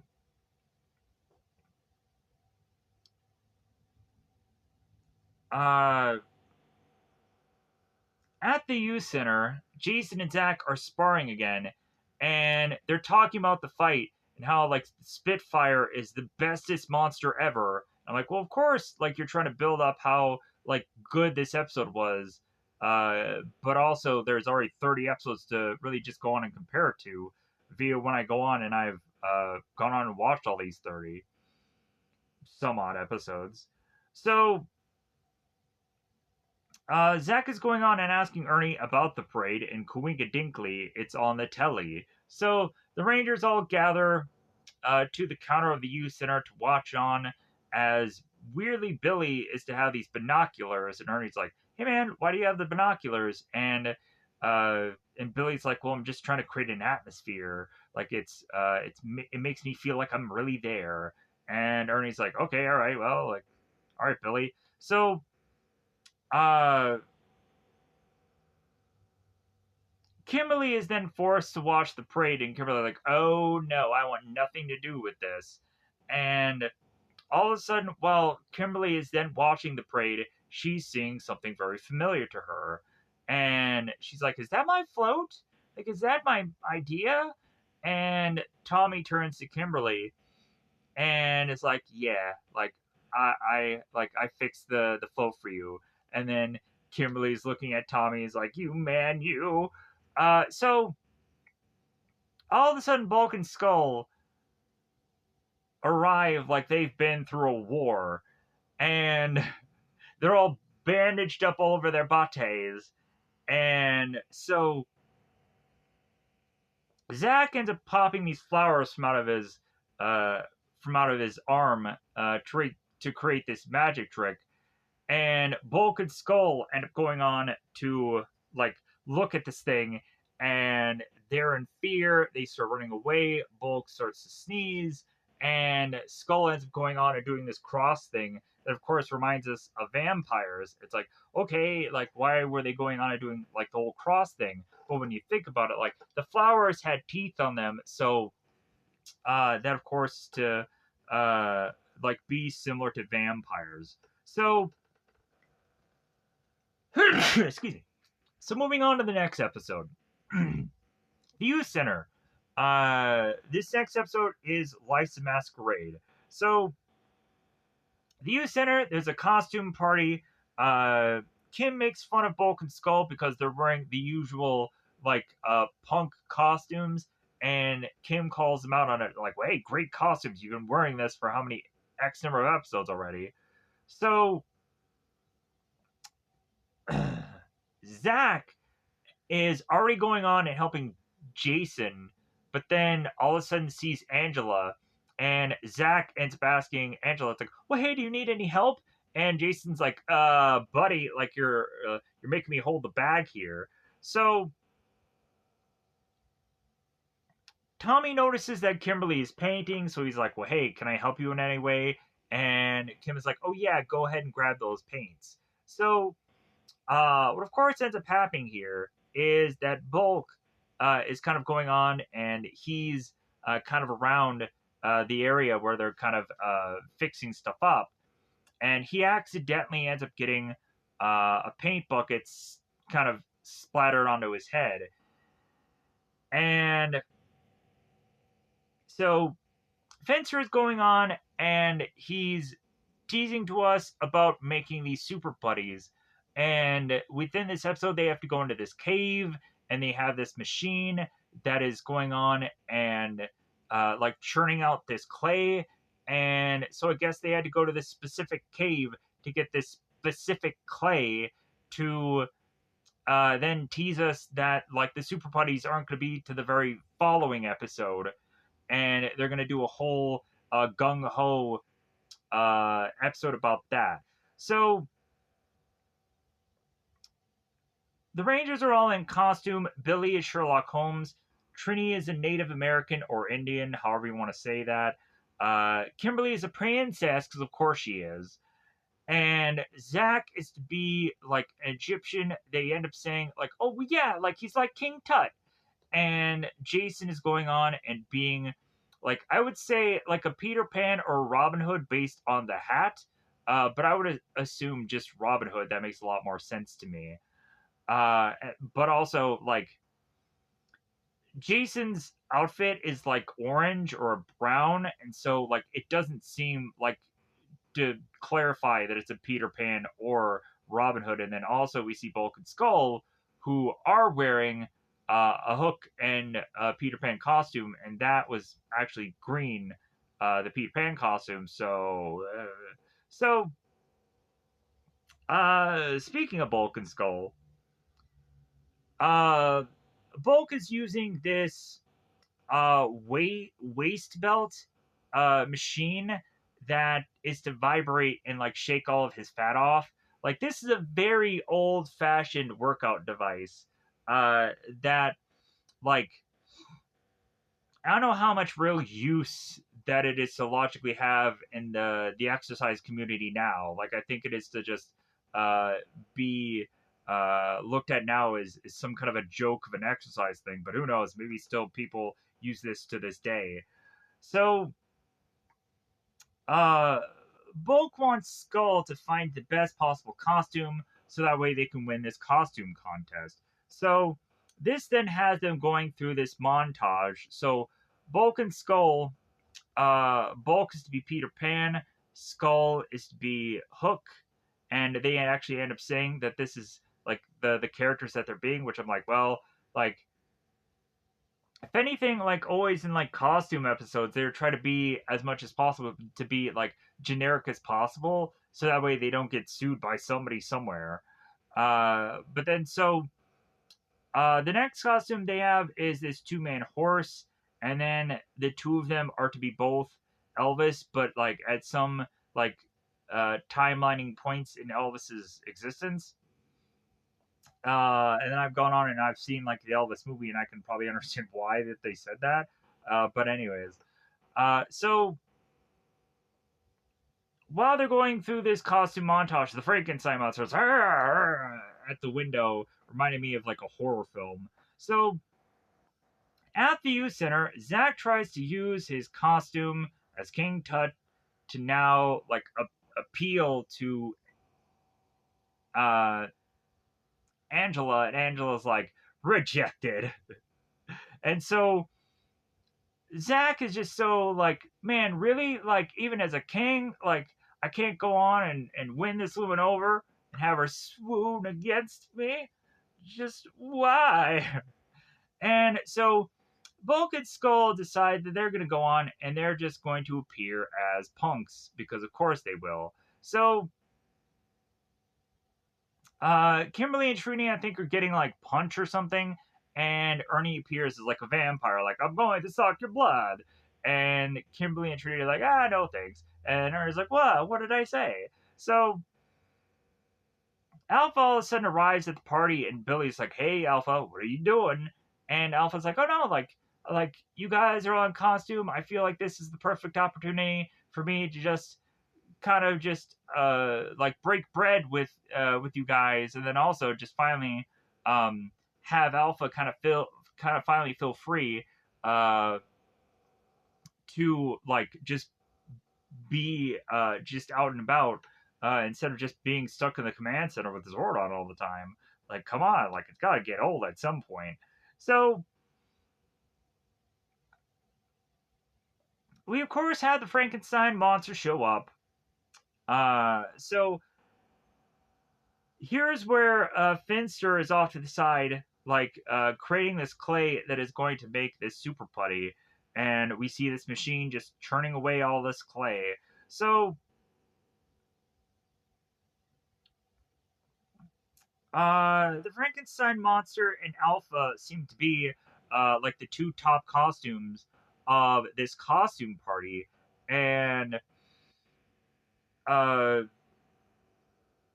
Frankenstein is trying to desperately go on and try to grab the Rangers or get close to them. But then all of a sudden, this woman out of nowhere just grabs Frankenstein. It's like, well, hey, Frankenstein, they're playing our song. And so this girl is just starting this rando, grabs Frankenstein and starts dancing. And so the Frankenstein getting upset with this girl takes her and lifts her, and that in turn has people just going like, okay, what's this guy's problem? And Skull goes on and is to try to like defend this girl's honor by having this weird goofy dart gun and shooting him, in it like one of the darts land on his forehead. So like that's that old fashioned like toy gun thing where we have like the weird orange uh like goofy little suction cup things, and it lands on the monster's forehead. So as the Frankenstein is to leave the youth center, Billy follows with his pipe in his mouth, just going on like, this is rather peculiar. So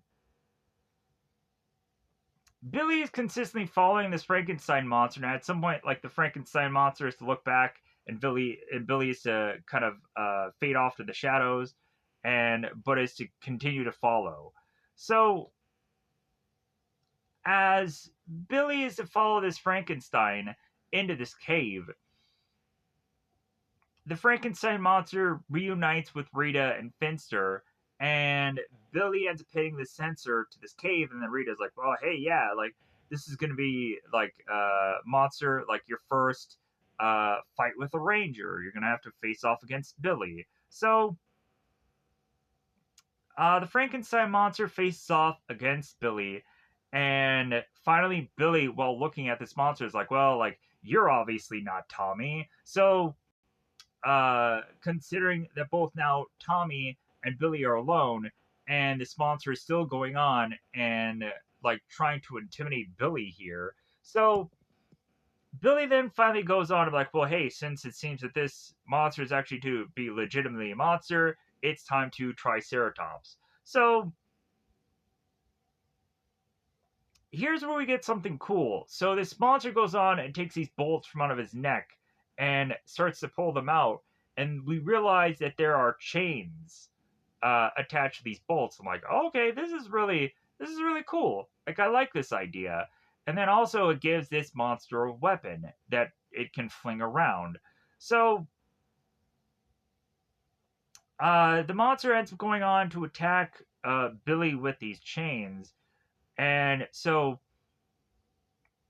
Rita's had enough with Finster going on and and getting this clay, and so they roll it up into this ball, and Rita just kind of flies out of the cave, and weirdly enough, how she goes on to then like fly out of this cave with this ball. She then appears in some random part of Angel Grove, um, and I'm just like, wait a minute, like, how is it that she got from this cave to now in this like gap underground, and is now to just be intimidating everyone in Angel Grove?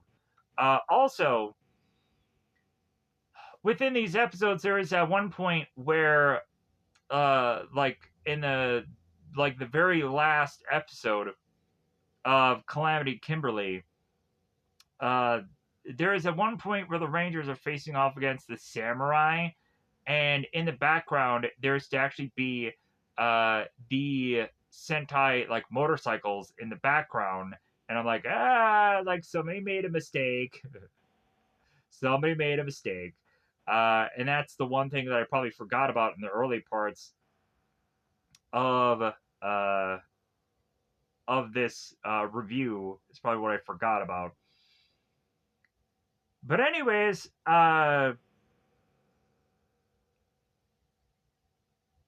Billy is back at the cave, and he's realizing that, well, like, there's something more going on than just this Frankenstein monster here at work. So like, I should probably go on and contact the rest of the Rangers.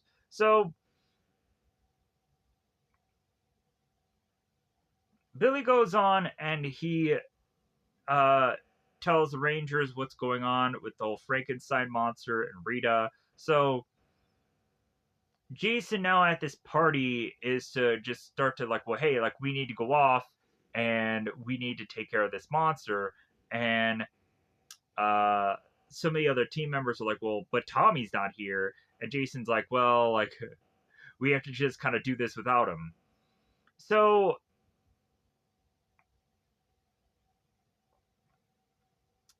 so the Rangers make their way to the command center to, again, as per usual, try to get answers from Zordon about what's going on. So Zordon explains to the Rangers that Rita's plan is to make super putties and destroy the Rangers with this new monster. As Alpha tries to contact Tommy, all while Tommy is to make his way into this youth center and to be facing off against putties, because of course he does. Frankenstein, uh, when going toe to toe with the Rangers as they make their way out of the command center, gets in like a few attacks here, which are to look way better than a lot of the other episodes. And Rita ends up going on and throws her wand, aka staff, to give us again the make my monster grow moment, and the Zords are called. So during this Megazord battle, like, the Frankenstein monster, instead of having the bolts at the end of the chain, he has this ball and chain, and I thought that was a really cool idea. But then I get it as well that I think they end up at some points like recycling the whole ball and chain idea, but still, like it's still a cool idea. Specifically for that monster, it actually does work. So, uh,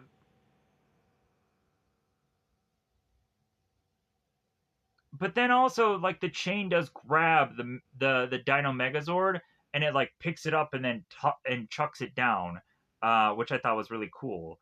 So Tommy defeats all the putties, and then of course he answers Zordon's call upon his communicator. So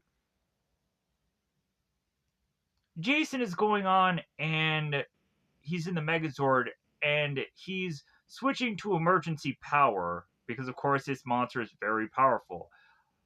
Even though bizarrely, we have to realize that the Dino Megazord runs on solar power. What's the difference? I don't quite get it. Because, like, I guess that it's to be just a retconning of prior episodes, I guess, going on here. So, but the Megazord is really getting crushed here. Tommy calls for the Dragon Sword. So, as the Dragon Sword comes into the fray of this attack, the Frankenstein monster goes on to take the Dragon Sword and grab its tail and chucks the Dragon Sword to like smash into the Dino Megazord, which I'm like, wow, that actually is a really cool idea. Uh, but then so the Mega Dragon Zord is to be called here. So we find that the Mega Dragon Zord has this like weird looking like staff of a thing that comes from part of like the Dragon Zord's chest. But then so the end of this staff, it seems at first to have this like spear, but then that spear also can be a drill. So the monster and uh the Mega Dragon Zord fight, like the Rangers just stab this spear into this monster and it leaves this like hole. I'm like, wow, like this is pretty graphic for Power Rangers. So, but the power staff destroys the monster. So now we're back at the party, the costume party, and now since Tommy didn't have time at all to put his costume on, and luckily none of the other Rangers had any kind of real makeup with their costume. Uh, Tommy comes in and he ends up needing to change his costume, and come to find out, Tommy ends up dressing identically to the Frankenstein that was earlier in this monster, or early in this episode. And so Tommy mentions how, like, well, hey, yeah, like, since, like, we had fought this monster, like, I kind of went home and adjusted my costume to look much more like him. So we now have to find out who won this costume contest, and it ends up coming down easily to Alpha winning. And so all these women in Bulk and Skull are just like, oh wow, like Alpha won this contest. Who could this uh, masked uh, robotic character be? And Alpha goes on, and it's like, well, that secret is to never go on and be revealed as Alpha runs off. So that's how they kind of wrap up this episode. So going into the episode gung ho, Jason and Tommy are sparring together, preparing for this Team Ninja final. Because we always have in the background some weird, goofy contest that is to show us uh, like what is to be the kind of the theme going into this. So, uh, consistently throughout this episode, we have Zach and Billy or whoever going on and reminding Jason and Tommy, it's like, well, hey, like you guys got to work together. You guys got to work as a team. And really, there's never gone on and been actual uh, time where Tommy and Jason are actually fighting together in this show.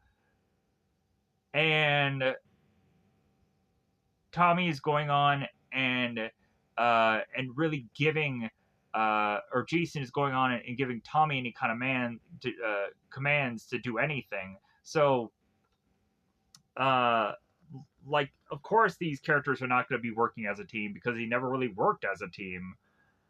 But anyways, moving on. So Jason and Tommy are fighting with these bow staffs, and if you don't know what this is, you've probably never gone on and seen American Gladiators in your life, because there is to be this specific American Gladiators things where these two guys are to be on these columns, and one's supposed to like knock the other off, and they have these bow staffs with them, and then so we switch to bow staffs. Then like Tommy and Jason are using these kendo sticks, and they end up calling it something completely different in this episode. But I just call them kendo sticks because I know uh, professional wrestling, so a bit. So Trini ends up telling Tommy and Jason that the two of them should gung ho because this is a certain phrase that is to be tied into our culture. And so gung ho just means work together.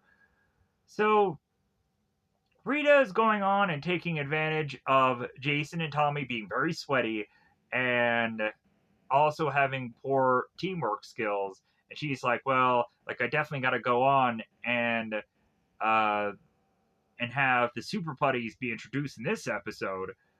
So now we go on and we have Jason and Tommy, and they're continuing to argue while they're fighting. And Billy goes on and looks at them, and it's like, well, hey, you guys lasted 7.8 seconds. And I'm like, man, if only I could last that long in the bedroom. Whoa, wait a minute.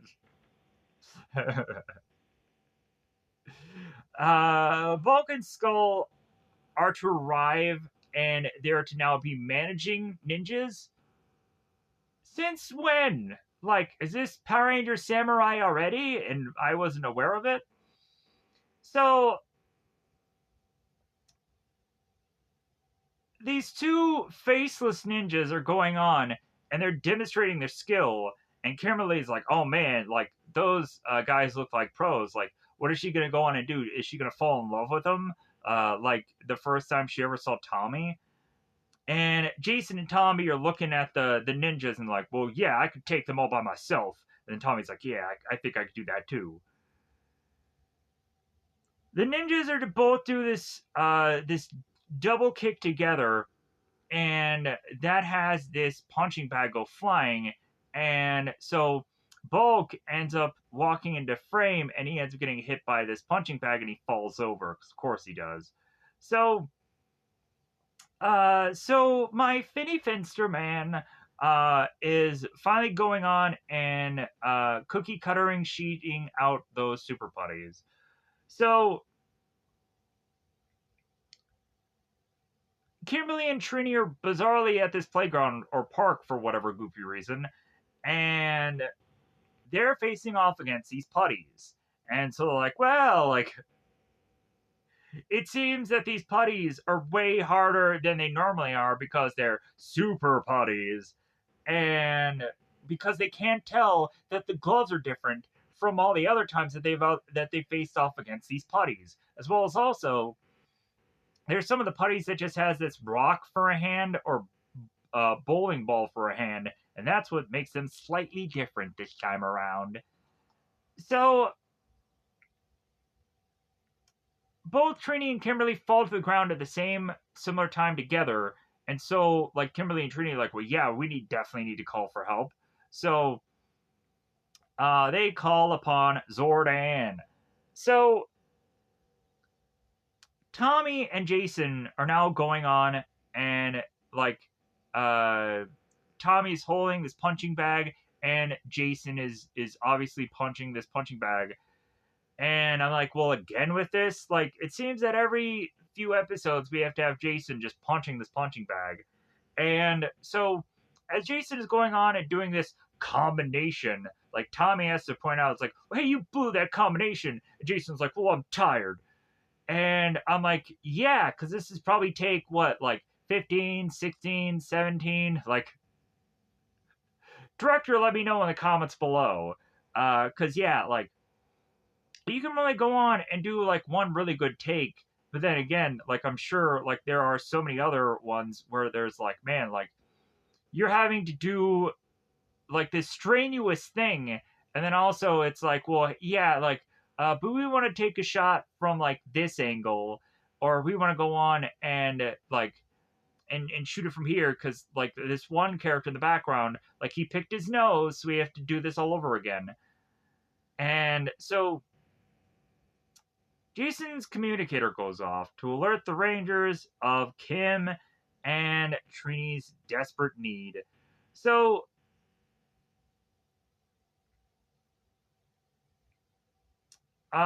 so the Rangers end up going on to then face off against the Super Putties, but they end up getting again overwhelmed, so they retreat. So Rangers go back to the command center. It's like, man, these putties are way harder than they normally are because we can't tell uh, the difference between gray gloved putties or any of the other putties that we've seen in the past.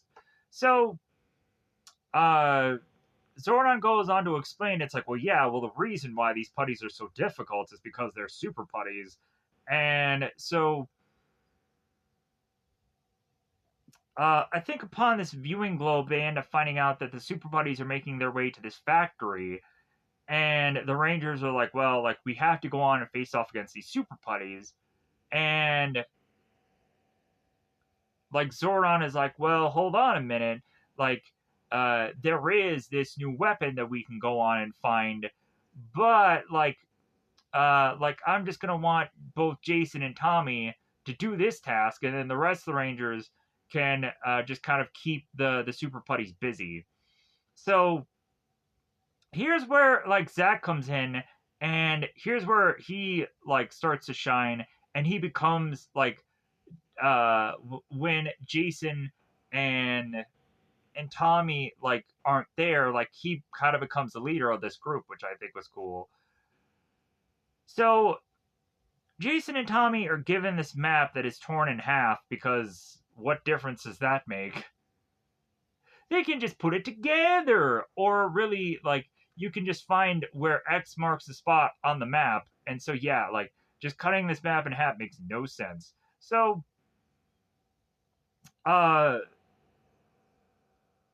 so back with the Rangers facing off against these super putties, they decided like, well, hey, like we're gonna try to fight them at first at a distance, and we're gonna go on and use our blade blasters.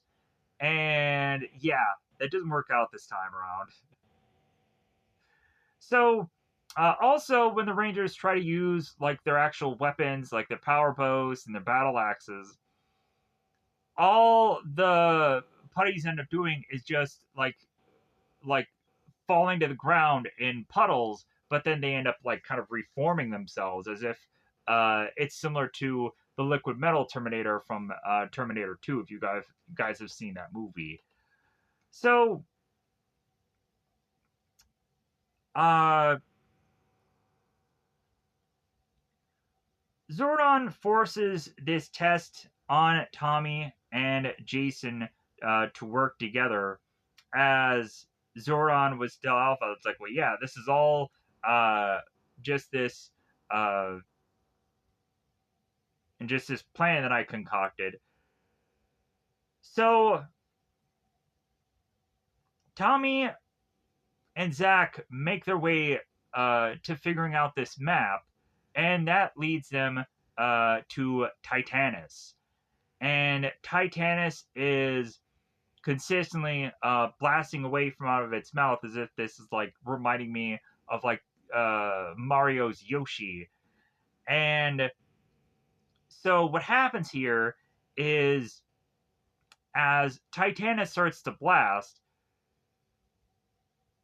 Jason and Tommy are like, well, like we obviously got to morph to protect ourselves. And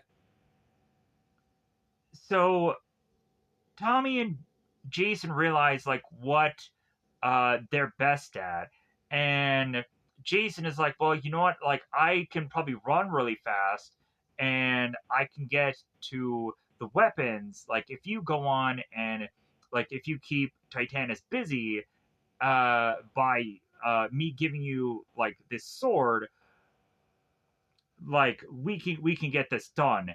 And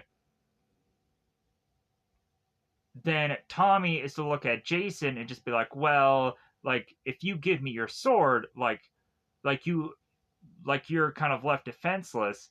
And hey man, like how about I give you some protection and I give you my dragon shield. And here's where this is the first time ever where Tommy ends up surrendering his dragon shield to Jason. I'm like, okay, like this is of course before the green candle.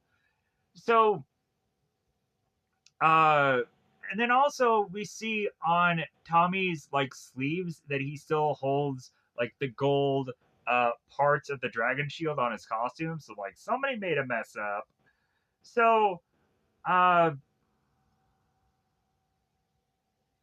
so they switch the sword and the shield, and uh so Tommy uses the sword as kind of this blast attack, which is like, okay, then what was the point of having the sword? But I guess like the blast is like kind of bigger than if he would have gone on and used the dragon dagger, because we've seen certain blast attacks that the dragon dagger uses in other episodes, and it's I guess weaker. So Tommy goes on and and does these blasts with the sword, and so Jason runs up this hill, opens up this case, and it's like, "Hey, Tommy, you got the weapons." And so they end up passing this test. So, and within this case, they end up uncovering the Thunder Slingers, whatever goofy thing that is. So Zach's team is facing off against the Super Putties, and they're losing because really at this point, like the Rangers are trying to do anything that they can, but like they're realizing that whatever they're trying, it's mood at this point. So like the Rangers are just kind of more and more backing away as uh Jason and Tommy appear from out of nowhere and go on to chuck the Thunder Slingers. And in my mind, I'm thinking, wait a minute. I'm like, you only have so many of these Thunder Slinger things to use for the show, and the Rangers are just tossing these things. And I am just like, man, like, what if you break any number of those? Like, I guess you're not going to have enough Thunder Slingers for all the Rangers. Uh, what happens if that prop breaks? Because so many times I'm sure so many props had break or broke in Power Rangers, and they had to tape and glue it together. Look at Goldar's neck, or Lord Zed's staff at some point had tape on it. You could tell. Or also, the Dragon Zord had this weird tape on its chest for a long period of time. Uh, but anyways, so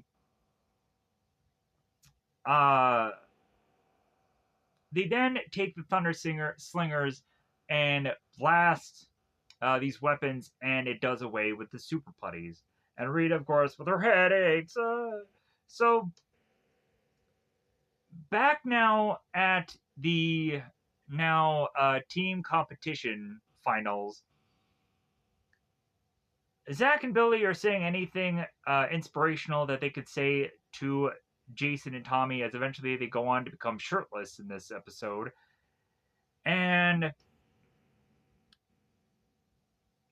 Zoran is also to be on the communicator, and he praises the Rangers for their win. And Jason ends up asking, like, Zordon, like, well, hey, are we ever going to have to go on and face off against Titanus again? Or Titanus again? And Zordon is like, oh, no, no, no. Like, if anything, you're never going to have to go on and face off against Titanus again, because actually he is a friend and an ally of ours. And, like, I just wanted to test you, uh, to have you guys work as a team. So now going into this tag team match because I'm a pro wrestling fan, and but the only problem is like there's a tag team match going on, but there's no actual tagging. There's no like high five and person rotates in. Like I don't know how they work, how these people to rotate in. It doesn't make sense. Like I would have to assume that there is some point thing that they have to reach to just be like, okay, now they have to rotate in, or now they have to go to round to round to round, but none of it actually makes sense. So first, Tommy is a start, or no, wait, Jason is to start out this match, and it is to just be like this fighting round against this faceless ninja. So there is this fight going on, and then all of a sudden it's to just be like them like needing to switch places. So Tommy comes in and starts facing off against this ninja. And then they end up switching it to bow staffs, with which Jason comes in because I guess he's better with the bow staff and starts facing off against this ninja. And then they switch to kendo sticks, which of course, like if we realize that Tommy's better with the sword, Tommy comes in and starts facing off against this ninja. And then by the end of everything, they just have uh, Jason, Tommy, and the two ninjas all enter the ring together and all face off against one another in a like in wrestling terms it'd be like a tornado tag kind of thing going on, but like really it's all the contestants all coming into the ring at the same time and facing off against one another. But I would go on and go into wrestling terms because I'm just that goofy of a guy. So Jason and Tommy of course won because whatever, like there isn't an actual point system that is shown anywhere to depict that, or I guess really you just have to go on to like say there are judges there and they just make Jason and Tommy win. Like they give Jason and Tommy this trophy, and so Bulk, now upset because of this loss, is looking at Skull like, well, hey, like get our ninjas some water because I'm sure they're tired. Skull goes on and is to grab this bucket of water and trips, flings the water, falls on Skull, and that's how they end the episode. Moving on. So, Angel Grove High, via this Wheel of Misfortune episode. And I'm going to probably call that through this whole thing. Because if you bust the deal, you face the wheel. So, God, what is the one Incubus song? Drive. Grab the wheel and steer, or whatever he says in that song. But anyways, Angel Grove High seems to be having a play going on uh, in a practice session, and so immediately when I saw this episode, I'm like, I remember this episode from watching it from before, and immediately like it stuck to me because of the whole like Rumpelstiltskin story that I knew as a kid, and it's probably the one like childhood story that I grew up on, as well as also like the Beowulf stories and kind of just these just kind of fun little fairy tales that always just kind of stuck out to me as a child, and also like the whole like the desperation of turning straw into gold, and eventually the woman needing to figure out who Rumpelstiltskin's name was, and like just I love that story. So, and coincidentally enough, Bulk of all people is playing Rumpelstiltskin. So Jason is going on and becoming the king of this story, and I'm like, of course he is. And so Jason is coming in and telling Kimberly's character, it's like, well, hey, you need to go on and turn this straw into gold. And Kimberly's like, oh, woe is me. How am I going to go on and be able to turn this straw into gold? Like, who could I turn to have this be a possibility? And so Volk ends up strolling in, and he's wearing his usual, like, leather jacket. And immediately the principal's like, hold the dough for a second here. Skull, where is your costume? And Bulk is just like, well, I want to modernize this play. And the principal's was like, whatever, this is practice. Do whatever you frickin' want. So, as well as also, I too have gone on to be part of a play and to also be a person that took acting classes in school. Yeah, I'm that nerd, and I have to go on and tell you that I did acting classes. Yeah, I did them. Um, but then also, like, the same place that we went on and actually performed the play is where we actually practiced the play. But I guess in this situation, like, they probably weren't going to go on and use the same area for the play to practice it. So, but anyways, but yeah, I ended up doing like a play called Kiss Me Kate, and I don't think I was really all that good at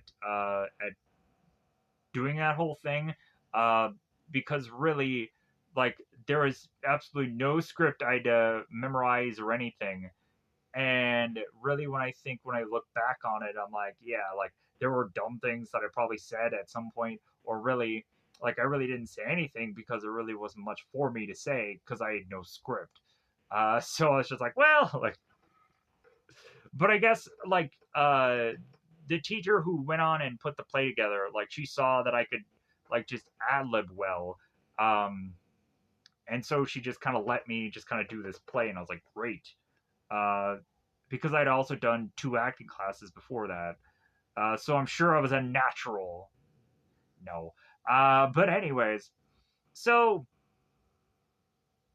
uh, Bulk ends up coming in as Rumpelstiltskin, and so Kimberly is explaining to Bulk her woes, and Bulk looks at Kimberly. He's like, "Well, bummer." And so then he is to tell Kimberly, it's like, well, yeah, I think I can go on and spin this straw into gold for you. And so Kimberly is like just upset with how Bulk is acting right now. And so then that leads because of Kimberly's nagging. Like Bulk just starts to take this spinning wheel and starts to take it and just starts to spin it, and faster it goes. And Kimberly is like, well, hey, like, you're going to break the spinning wheel, and this is my grandmama's. And so, of course, Bulk breaks the spinning wheel.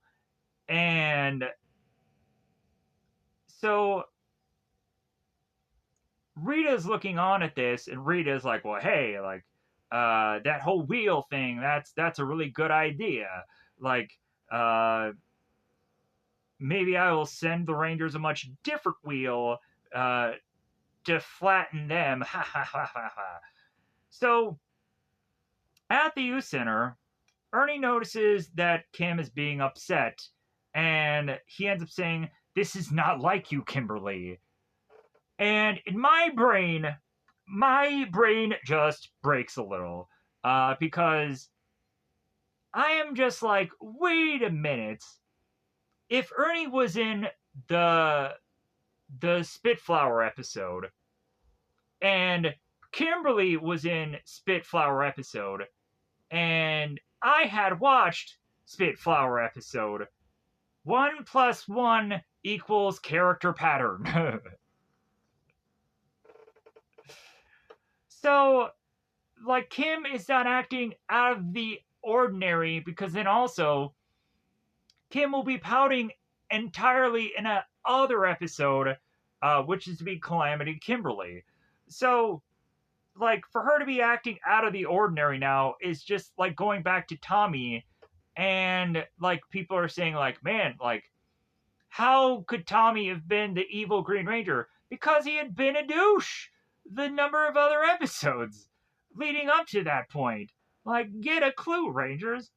So, uh, Kim goes into her woes to Ernie, and then, like, as a white or white, a knight in, maybe he's white, who knows, as a knight in shining armor, uh, Tommy is to appear because Kimberly is to go on and tell Ernie, it's like, well, like, Bulk had gone on to break this spinning wheel, and it's gonna ruin the play, and it's gonna ruin my grandmama's relationship. And you know what? If you don't have a solid relationship with your grandmama, then like all is for naught. So again, Tommy appears like some kind of Mr. Fistic fix-it magic. I almost said something else very inappropriate there. We were going to get into some X-rated stuff going on here. So, Tommy turns to Kimberly like, "What's wrong? Like, what can I do? Like, how can I help you, Kimberly?"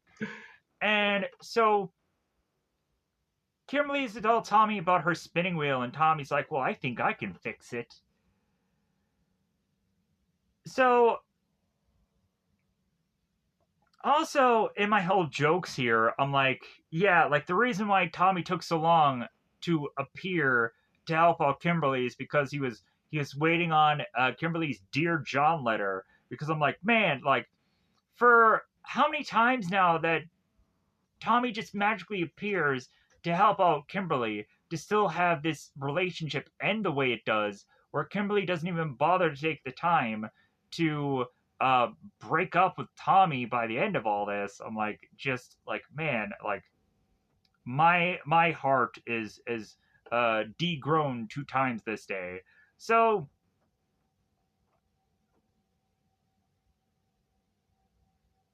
let's move on. So Rita decides, like, well, hey, since Kim is now looking for this spinning wheel, we need to go to the school and steal it.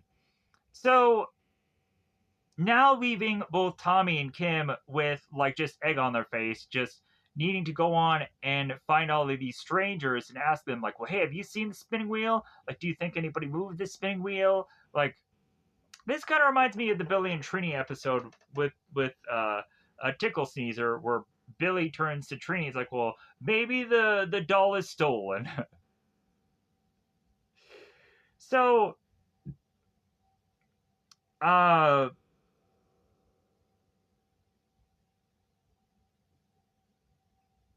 so Tom even goes on to even ask like Bulk. It's like, "Well, hey man, have you seen the spinning wheel?" And Bulk is like, "Dude, I don't know nothing about this wheel. Like, I don't care about it." So, and I had nothing to do with it. So Rita makes the wheel of misfortune, and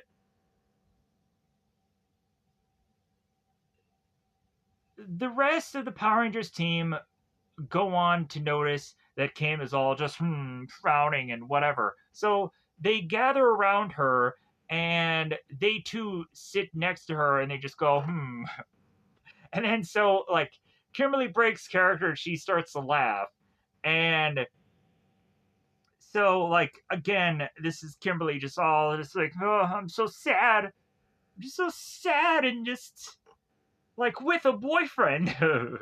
So why am I so sad? Uh, but this is the first time we've ever seen Kimberly sad, folks.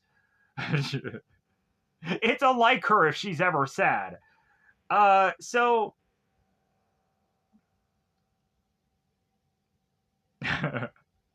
so Tommy's going on, and guess what happens, folks? Tommy's all by his lonesome, and he has this bag with him. And come to find out, the communicator is in his bag because heaven forbid Tommy ever really has his communicator on his wrist. So Tommy is going about his day, and all of a sudden, magically, these putties appear, and he's like, "You guys again? Huh." So And of course, Goldar right after that is say, "Yeah, I was the one to send the putties out for Tommy." And I'm like, "Who cares? Like, why did we have to have that exposition of Goldar coming in to tell us that Tommy was the one that uh like Goldar hates, so like he had to send the putties out there? Who cares?" So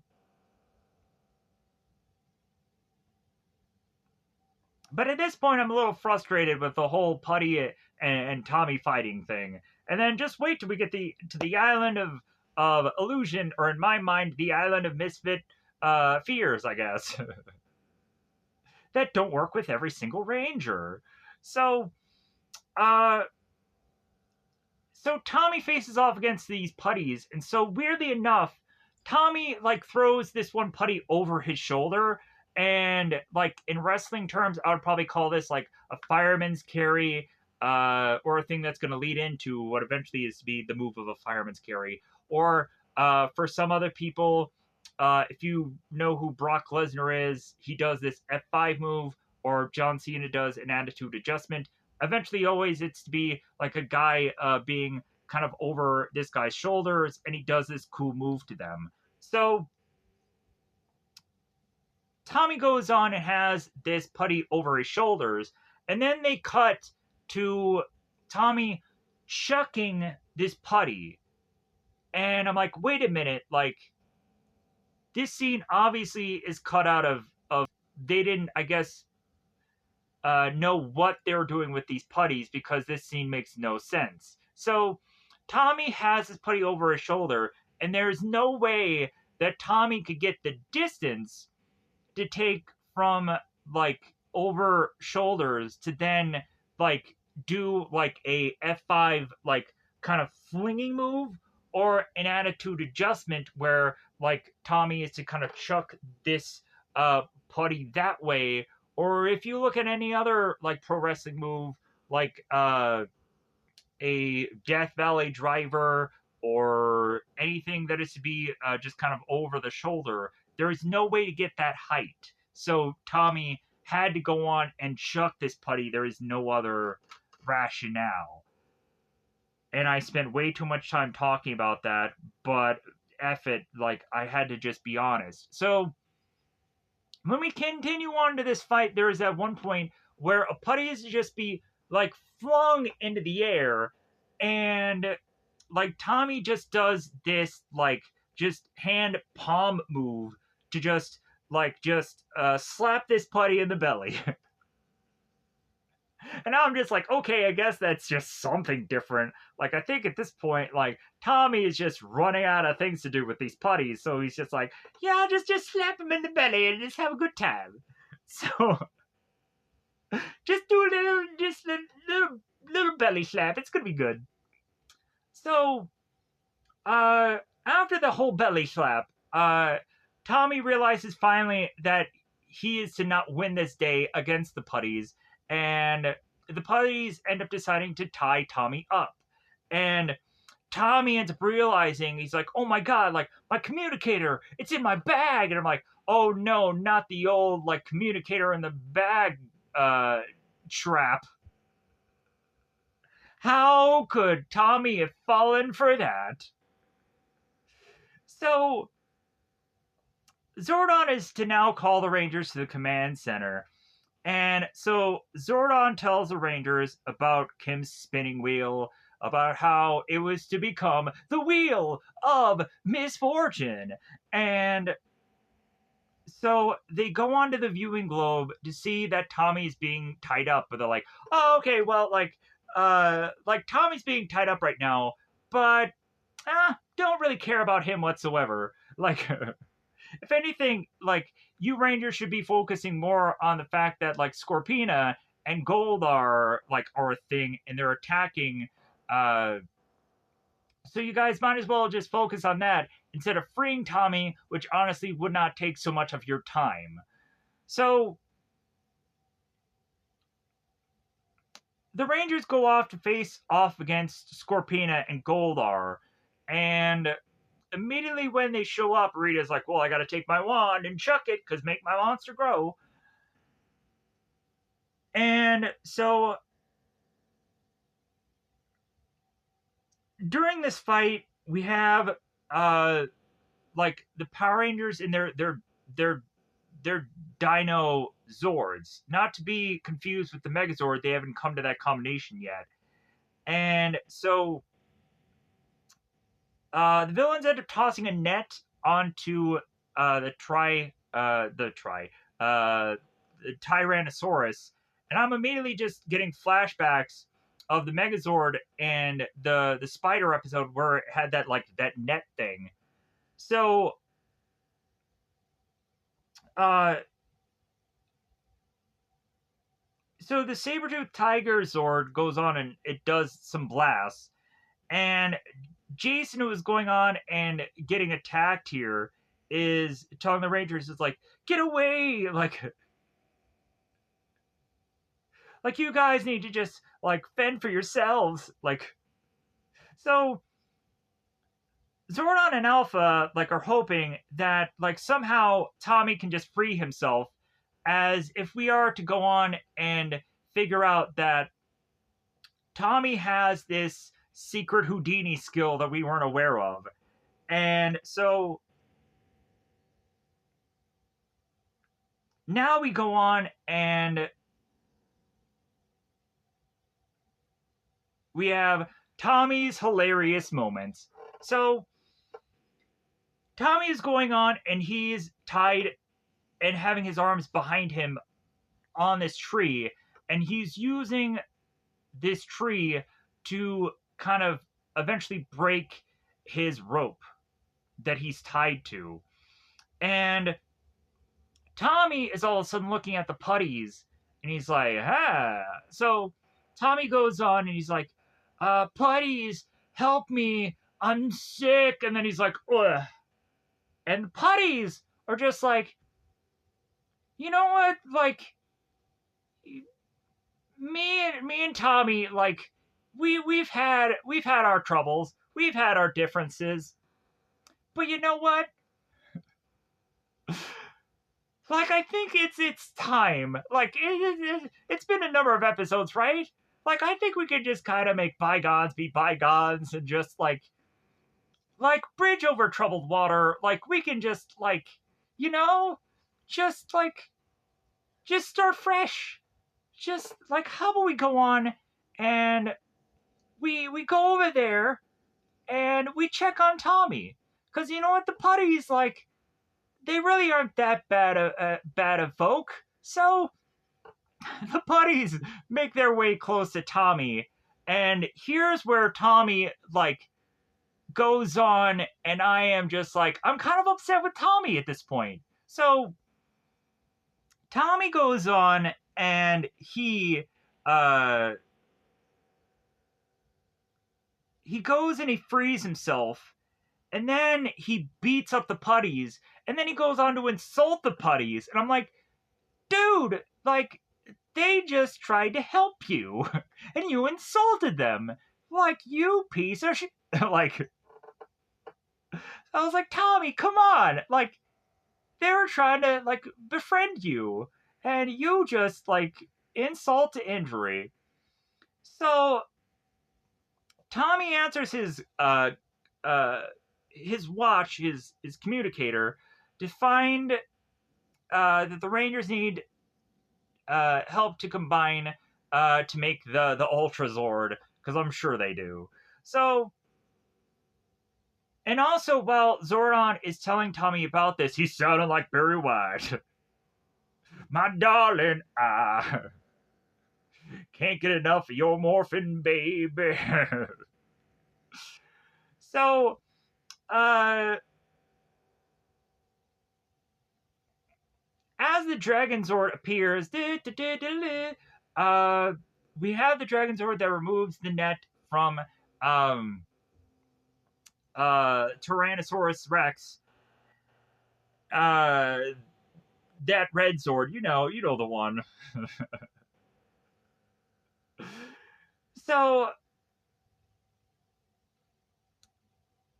we have then the Rangers that decide, like, okay, well, now we need to form the Megazord, and then we also need to call for the Power Sword instead of the Megazord. Uh, and here's where the Wheel of Misfortune comes in, and starts to go on and starts to attack the Dino Megazord as the Megazord is taking its sword and just kind of batting this wheel away. It's like, come on, pa pa pa pa. So Jason calls for Titanus, and also to eventually have at one point where they call for the Ultrazord. And I don't remember exactly when, but there is a point where Jason ends up calling for like the Ultrazord, but then like it doesn't actually happen, and there's like a bit of delay, and then they finally get to put the Ultrazord together. And I think that is actually like the the Mirror of Destruction episode. I don't exactly know exactly what that is, but yeah, he calls for the Ultrazord, and then there's a bit of a delay. Uh, but anyways, so we have Jason that's like, fire all the weapons, and like kind of Captain Kirk from the Star Trek movie, fire everything. So Golar says he will be back to make the Rangers sorry. Ooh, I better shake my hand because I'm upset with anger. And Kimberly notices the wheel return at Angel Grove High once they make their way back there. And Kimberly's like, well, wait a minute, like, how is it that this wheel just returned? And then Zordon's like, well, Kimberly, like, as soon as you had gone on to defeat this monster of the Wheel of Misfortune, because at some point the Rangers figured out a way with the Ultrazord to destroy the Wheel of Misfortune, the wheel had gone on to return to the origins of which it came. So, huzzah, huzzah. So, now the play is starting, and Bulk and Skull weirdly are off to the side of the stage, and they're watching the telly because Geraldo is on. No, the news is going on and covering that the Power Rangers had yet again beat some other monster, and so Zach is going on and turning to Kimberly before she goes on stage, and Zach is telling Kimberly, it's like, hey, break a leg, and Tommy's like, don't. Like, that is horrible advice. Zach, really? No. Tommy's like, don't. Just don't break a leg. And I'll always be there for you.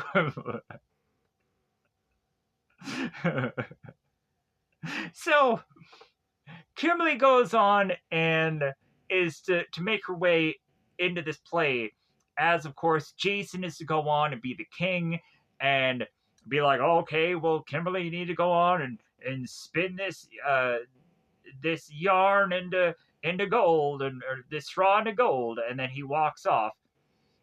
And so Kimberly's like, oh, woe is me. Like, I need someone to go on and to be able to do this task, because there's no way possible I am going to be able to do it. And then so Bulk is supposed to appear as Rumpelstiltskin, but there's a bit of delay going on there. So Bulk is thrusted onto the stage, and Bulk is now taking all well advantage of there now being a play going on. And so Bulk turns to Kimberly. It's like, well, hey, like, I'll do anything you say for a kiss kind of thing. And Kimberly is like, well, no, how about you just go on and just make me this straw into gold, and maybe we'll think about it. So Bulk goes on. He's like, well, okay, I'll just go on and I'll do this for you. So, and then here is where, of course, again, like we have a problem arise that eventually, like Skull ends up laughing at Bulk, because Bulk ends up ripping his pants, and so Skull or Bulk just grabs Skull and just starts jostling him, and ends up calling him the Jester, and like that's how they kind of wrap up this episode. So That, of course, is the episode Wheel of Misfortune. Moving on to now the Island of Illusion. The Island of Misfit Fears. Because it doesn't make sense for other episodes that follow. So, man, I am doing pretty dang good on time, but then again, also, maybe there was a lot of jokes that I had in prior video, but I'm doing pretty dang good on time. But still, like, I know that other video was already an hour and 20 minutes, and that was only for talking about 2 episodes. But god dang, I know it's going to be a long video. My apologies. So, at the youth center, Zach is just dancing his heart out like he's like Kevin Bacon from Fruit. Goddamn, Fruit, Footloose. Man, that one song in Footloose where he's like, "Never, never, never gonna hide," God, dude, like, is that just a song to rock out to? And then also, like, in the scene where Kevin, like, he has this beer and he takes it and he flings it and he's upset, like that is, I think, a song that we can all just be like, yeah, rebel and be upset with anger. So I don't know why I'm talking about Footloose here, but again, just having like Zach just doing this whole episode about dancing, like that just jogged into my brain for some goofy reason. But so, and then bizarrely, I just from time to time like to talk about Footloose because I'm Star Lord from Guardians of the Galaxy. Marvel references. Anyways, so Zach is dancing more than usual on this episode, and we come to find out the reason for that is because Zach needs to go on and be a part of a dancing contest.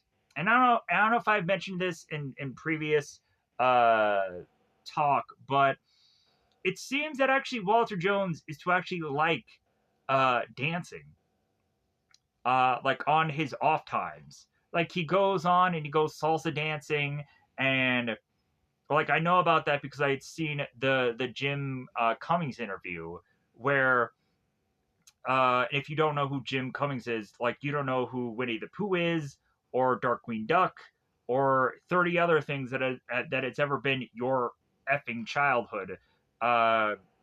Because man, is Jim Cummings freaking great. Uh, just now that I know who that guy voice wise is to be, I'm like, oh my god! Like he did the theme song of Extreme Ghostbusters, and I appreciate him for doing that. That is freaking awesome. So uh,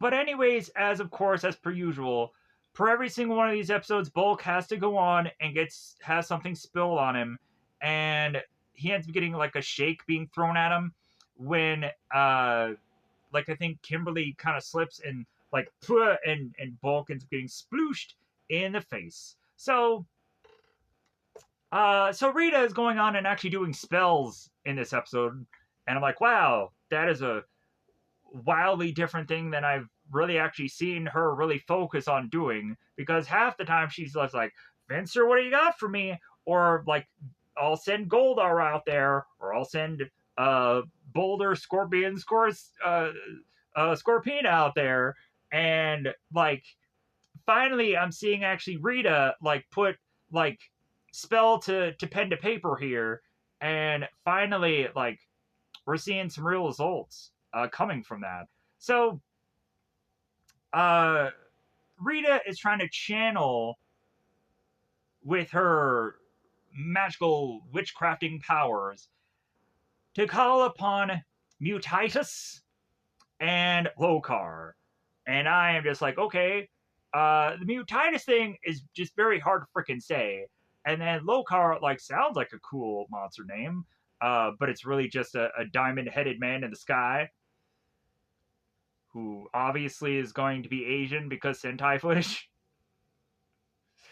So, uh, we go to the youth center, and Tommy is now doing a karate session with kids, with younglings. And so Tommy is going on, and like he's having this kid do a move onto him, and then the kids are facing off against one another. But like Tommy's to say, it's like, well, hey, like we're doing all of this, uh, like because it's all about like self defense, and like if anything, like we're doing this so that way you can kind of control the battle, and it's in like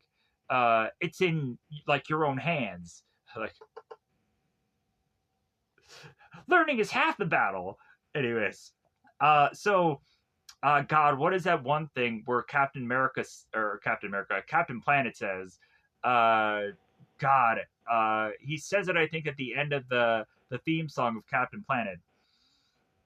Uh,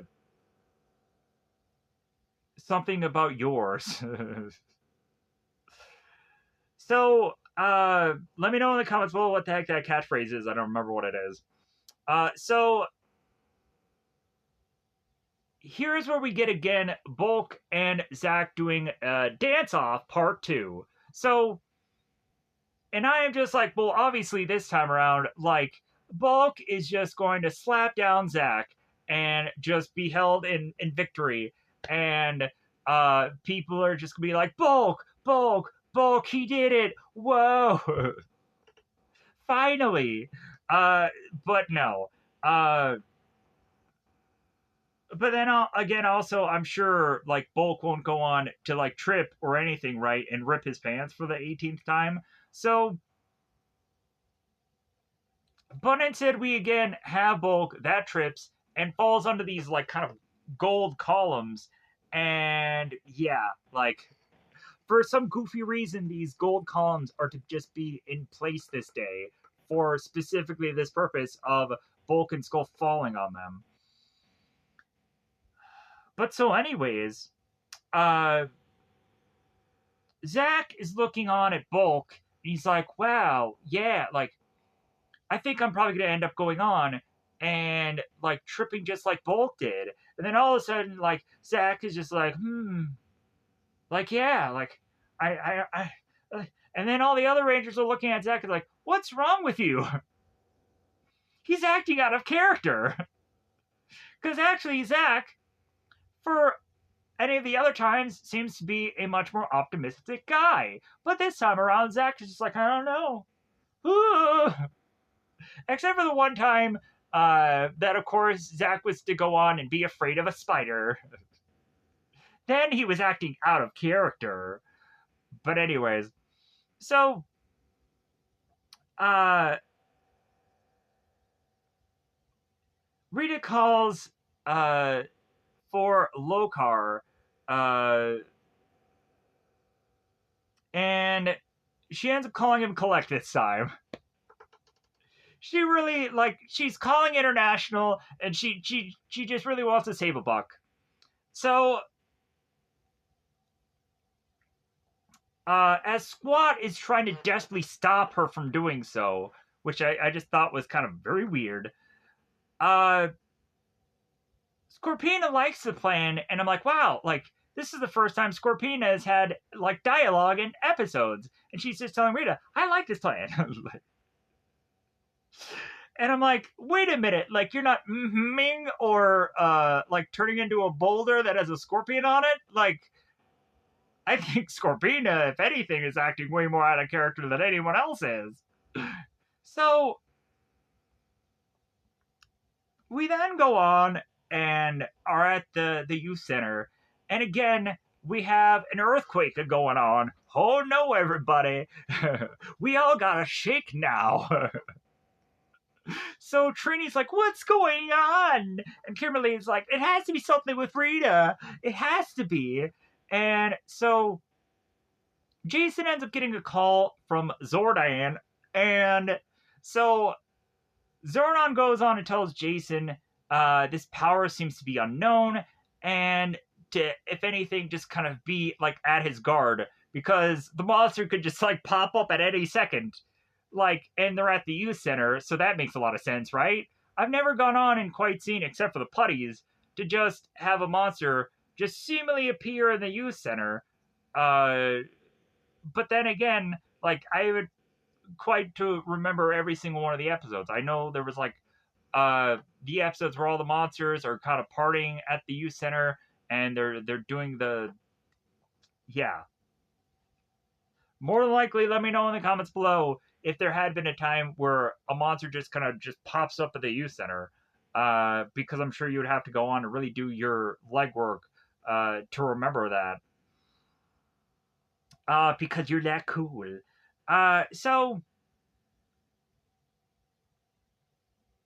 the Rangers are realizing that they're gonna have to uh, they're gonna have to leave, and Tommy is kind of looking back at his young students, and he's like, I can't leave them. I gotta stay. I'm like their mentor. I'm like their papa for right now. So you know what? I can't leave. And so the Rangers are like, well, okay, all right, like we'll just leave without you. But then again, like Tommy turns to Ernie. It's like, well, hey, can you watch over these kids? And then Ernie's like, well, sure. And then Tommy can then leave. But that doesn't happen quite so soon yet. But anyways, still getting a little ahead of myself. So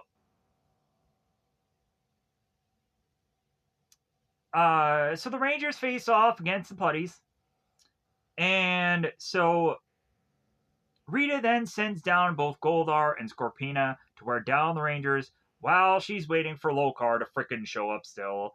So the Rangers go on, and as soon as Goldar and Scorpina arrive, they're like, well, hey, we gotta do the morphing thing. We gotta do the calling out of the dinosaurs, because we gotta do that. So Mutitis grows, and so, of course, call upon the Zords, because we gotta do that. We just can't stop. No, we just can't stop. I don't know why I have to do this voice. It just sounds funny to me. So here's where, when Jason is now face to face with Mutanus, because he can't figure out what the heck that this name of the character really is, he just calls it Ugly Man. So Rita calls for Lokar, and this time, like, she's going on and not calling collect. She's just like, well, you know what? I think I can take the charges this time around. So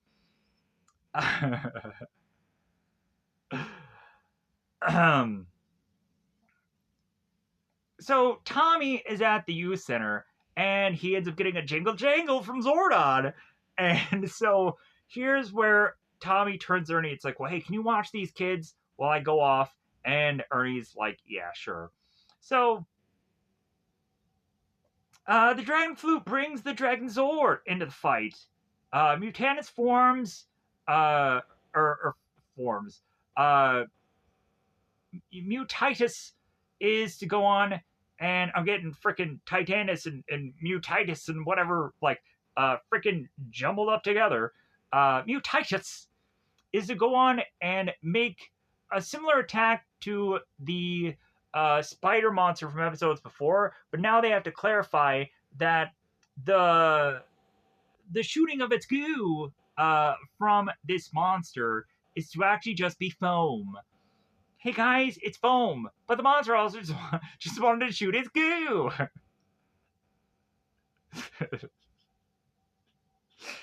So after the monsters are just so horribly weakened from the shooting of the goo. I'm sorry, I won't say that 7 more times. So right after that, the Rangers end up getting to fall from grace from Megazord to then make their way to the island of Illusion.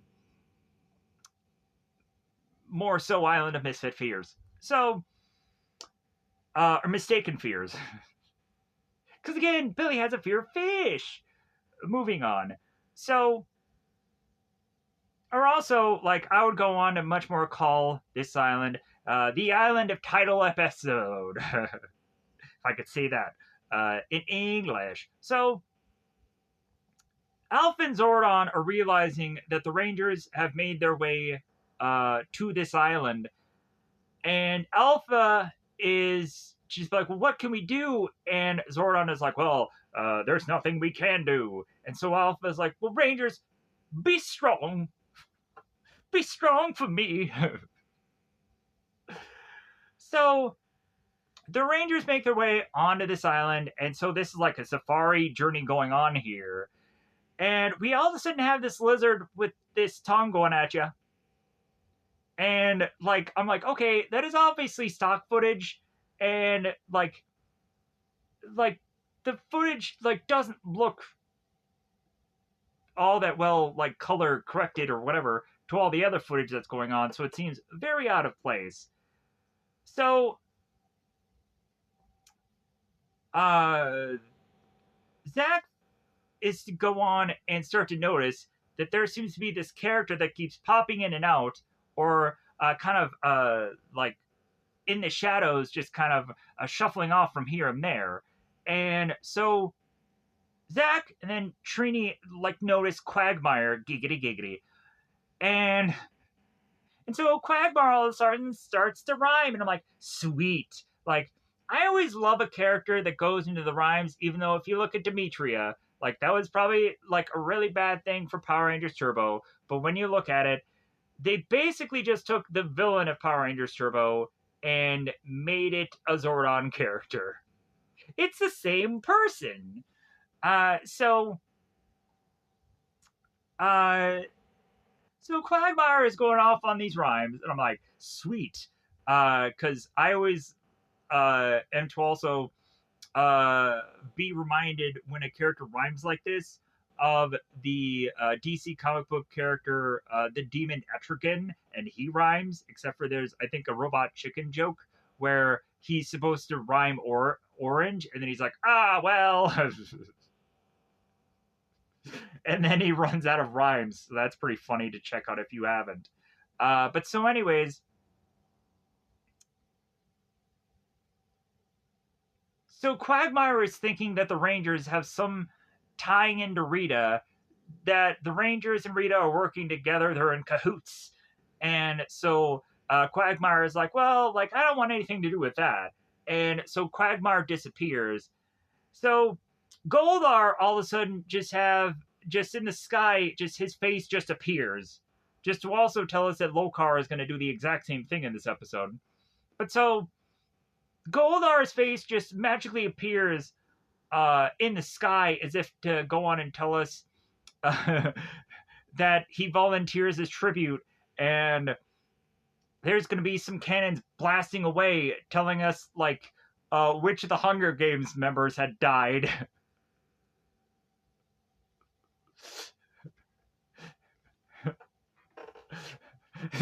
Just a Hunger's Game reference, because like that to me, like immediately when I saw Goldar in the sky, that's what I immediately thought of.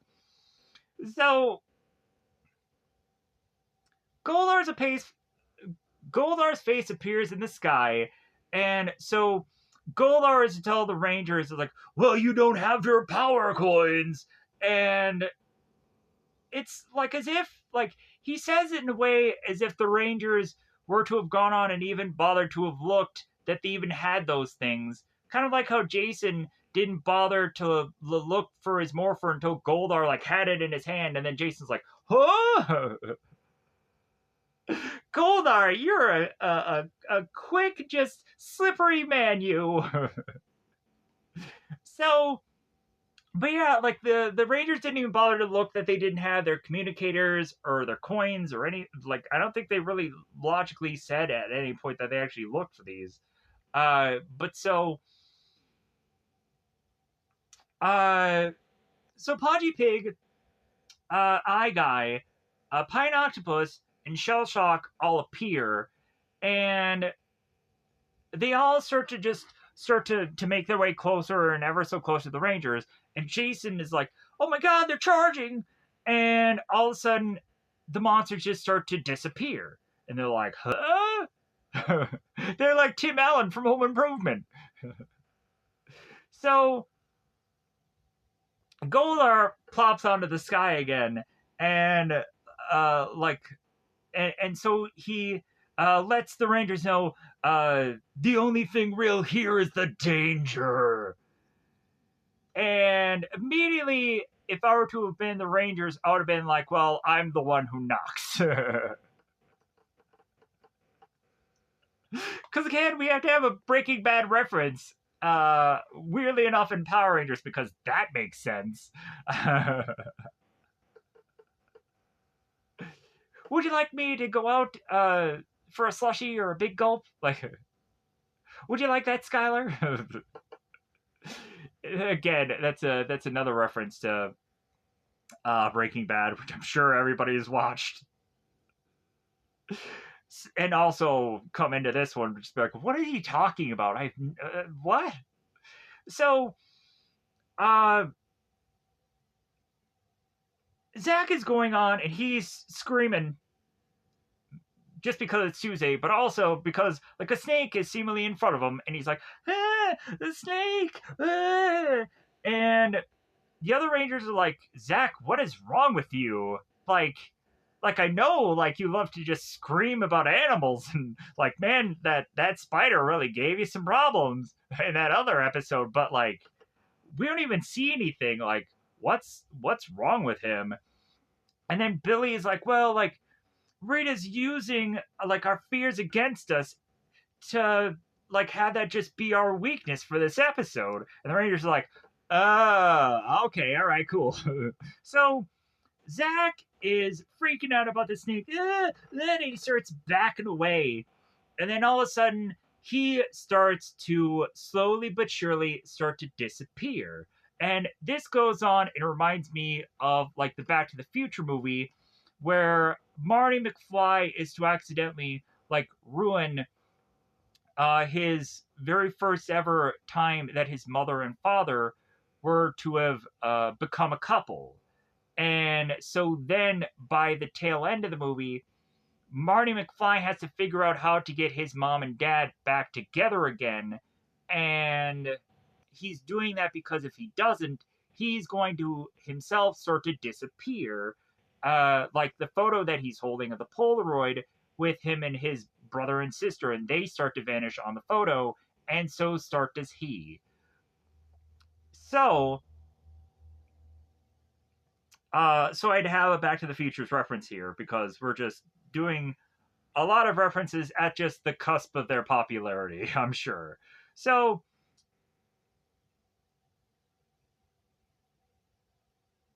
Quagmire goes on to tell Zach, it's like, hey, doubts and fears will make you disappear. So, at some point, it's like, well, hey, you have to think of a positive thought. And so, Goldar is to go on and threaten that the Rangers are to, like, yeah, like, you're gonna suffer the same fate as Zach. You're all gonna disappear. And then it ends up going into the to be continued of like, wait a minute, like, don't go on and just like halter this episode. Like, Zach's life is in the balance. Like, how can you do that to me, show? But then again, I'm watching the very next episode. So Zach again is disappearing. Zach's life is in the other Rangers' hands, technically. So Goldar is also shifting into Turbo or Phase 2 of his plan. And so Quagmire again is the only dude that out of everybody to seem to know what's going on. Giggity giggity. And so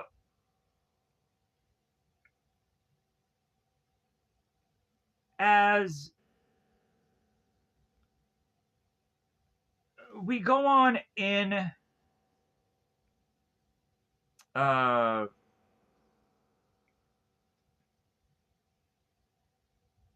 la la la la la oh so the Rangers are to go on and so they need to go and get Quagmire So they're like, well, what was this guy's name? And so they're like, well, like, was he Quincy Moto? Like, was he this? Was he that? And it's like, oh no, his name is Quagmire. Trini is the only one that remembers. And so when Trini meets up with Quagmire and tells her, Trini tells Quagmire, it's like, well, hey, we're not working for Rita. And then Quagmire's like, okay, then I'll help you then. So here's where Quagmire tells Zach to think positive. So Quagmire then goes on to see that Zach is to remember the nasty night, or that I don't know if I said that incorrectly. So Quagmire looks on as Zach is to now think of the nasty night episode. Just be like, well, yeah, like I was fighting against this nasty night, not the evil night like Finster f's up. And he's like, yeah, it was a struggle, but I was all on my own, and I beat him, and I won. And so thinking positive makes Zach reappear. So, all right, 1 of 6, like, let's put the scoreboard up. So Rita's looking on and noticing, like, well, yeah, like, Zach did have success, but there's several other top opportunities to, like, lose the Ranger. One of them is to just not be able to all conquer their fears, I'm sure. And also, like, they don't have their power coins, so, like, they're definitely going to lose because they just don't have their power coins. So, Zordon and Alpha are hoping that they can contact the Rangers, and so here is where Alpha tries on the console to figure out some ways to contact the Rangers, and Alpha ends up getting zapped and ping-ponged all over the goddamn place, and we have Zordon who's like telling Alpha, it's like, you need to work quickly, Alpha, and Alpha's just like looking at Zordon just like, really, bro? Like, dude, I am freaking getting electrified, and you're telling me to just get to snapping here? Like, so, so next up is Kimberly. So, all of a sudden, Kimberly is looking on as now Bulk and Skull are angels, and I'm like, seriously, this is Kimberly's greatest fear, is that at one point Bulk and Skull are gonna turn into actual good people? Wow. So Kimberly turns to the rest of the Rangers and like, well, like, if Rita can turn Bulk and Skull into angels, like, what is that gonna mean for me? And then all of a sudden Kimberly just starts to disappear. And so Kim needs to remember the Terratoad episode, where she bowed that toad. So Kimberly's going on like, I don't want to remember that Terratoad. He was ugly. So, but then Kimberly goes on is to remember that she was to be all alone and facing off against that Terratoad, and she won because Pachoo with the bow, and Kimberly is now all back to normal. Huzzah, huzzah. So now Tommy is next on the chopping block. So here's where it gets uninteresting for Tommy, but interesting for the episode. So Tommy no longer is seeing his friends, he is seeing enemies. And there is some weird kind of poetic thing going on here when actually looking at this, because I'm like, well, Tommy at one point was evil, and he is now looking at all of his friends as evil. And so, like, there's some real poetry going on here. But then also, like, I can't really think of the perfect words to just kind of slam that all together. But so, Tommy is going and he's looking at these putties, and they're actually to be Jason or Tommy, or well, not Tommy, Jason or Zach. And Zach is asking, like, Tommy, he's like, hey, like, Tommy, what's wrong? And, like, trying to get close to him. And through, like, Tommy's POV, he's seeing these putties.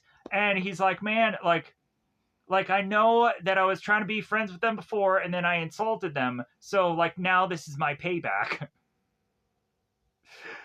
So, the closer and closer these putties get, like Tommy's like, get away from me. And so we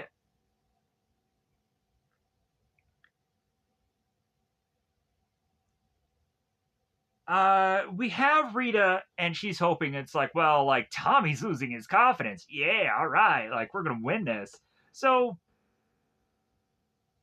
Quagmire pops in, like looking at Tommy. It's like, well, like you gotta think of a strong thought. It's like, wait a minute, what? Like, is Tommy the strong character? Whatever.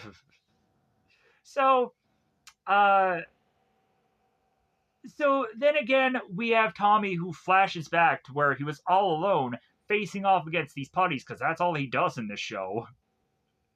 And that ends up having Tommy turn around and he beats this circumstance. So Rita goes on to tell us that Billy and Trini, they're up next. They're on deck. So Trini fears, weirdly enough, that Rita is coming for her next, and that's what makes her start to disappear. And so uh, that then forces Trini to remember that she had faced her fear of heights on a previous episode. And then that's what kind of brings her out of it. But then all of a sudden, Billy, because he is a science based guy, is to go on and say, like, well, like, we don't have our power coins and our communicators. Like, we don't have that to help us here. And then all of a sudden, Billy starts to disappear. Like, I think Billy's done for. Like, I think this is the time where Billy, like, he takes the L. So Quagmire goes on and reminds Billy of like, well, hey, like you faced Madame Woe, right? Like, remember like the Peace, Love, and Woe episode. Come on, Billy. Like, remember this episode. So Billy goes on and recounts about facing off against Madame Woe when he was all by himself, because no one else was around at the time. So because Billy doesn't have a fear of fish. He doesn't have fear of fish yet. God dang it, how many times are you gonna bring that up? It's true. So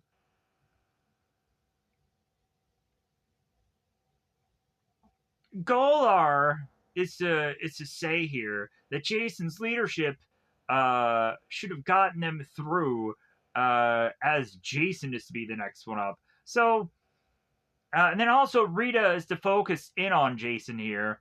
So that goes on and leads Jason to doubt his leadership skills, as well as also noticing that every single one of his team members are all starting to vanish one by one. And so Jason, while watching his team disappear, is disappearing himself. So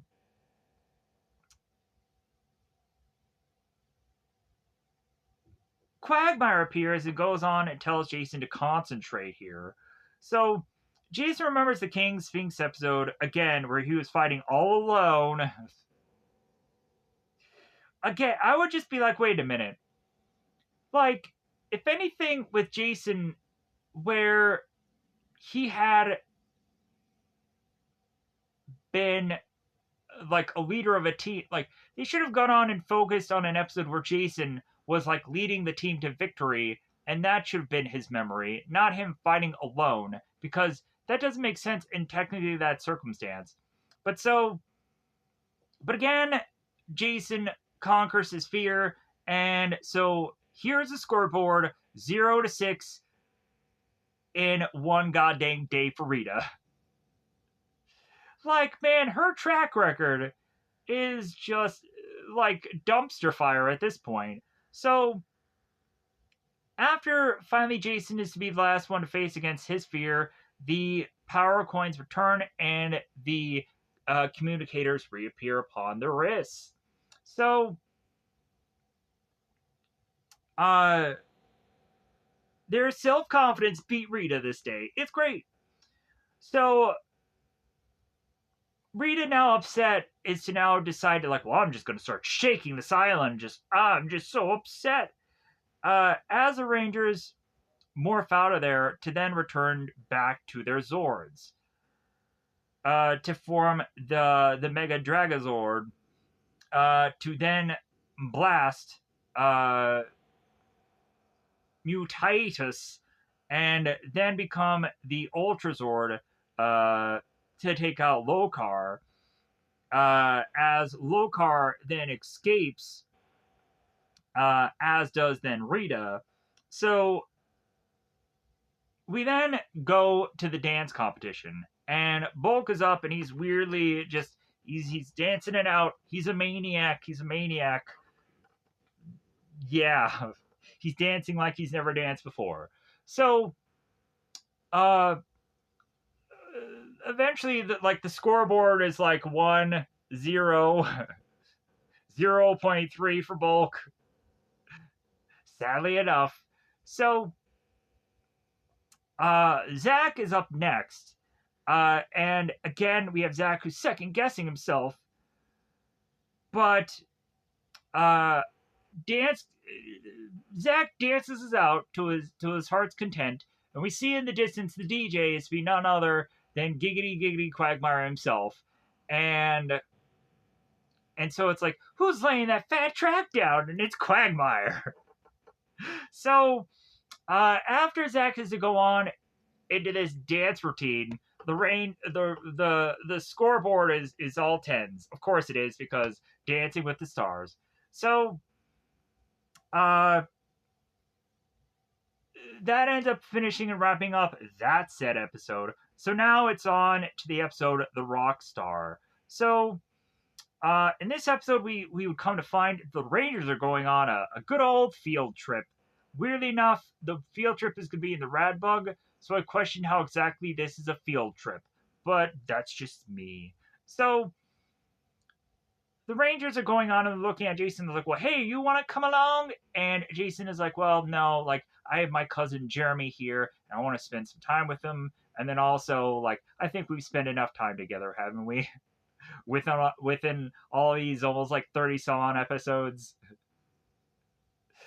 So really just me just battering that fourth wall. So Trini ends up making these brownies, and then come to find out the brownies has like snails in them, and then the Rangers are like, no, like, ugh. And so nobody likes the brownies. So Squat, because he's a peeping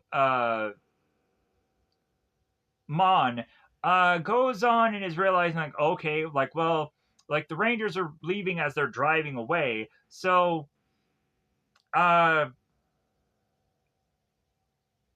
like, Squat goes on and relays this message to Rita. It's like, well, hey, the Rangers are leaving town. And so Rita's like, oh, okay, well, this is the perfect time to find my mirror of destruction. So Bulk is all of a sudden just stuffing his face, and this is kind of disgusting. It honestly is. And so Bulk is just stuffing his face with this sloppy Joe pizza, and a lot of the pizza is just kind of going on his shirt. I'm like, here we go again. Like, how are we gonna get these stains out of these shirts? So maybe they just have an ancient Chinese secret of washing and drying these clothes that I'm not aware of. So or maybe they have Calgon, if you guys remember the Wayne's World movie. So that's what I was kind of going with there, but I forgot what the name of the that detergent thing was. So Jason and cousin Jeremy appear, and they see Bulk and Skull, and so it seems that at one point Jason had mentioned to his cousin about Bulk, and like Skull says that Bulk are like, hey, we're famous. So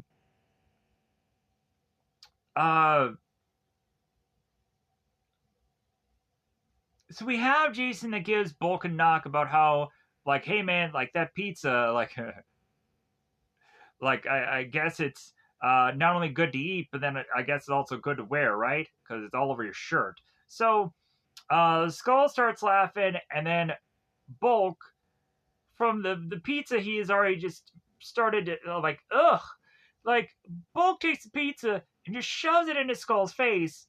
Skull falls over, and so we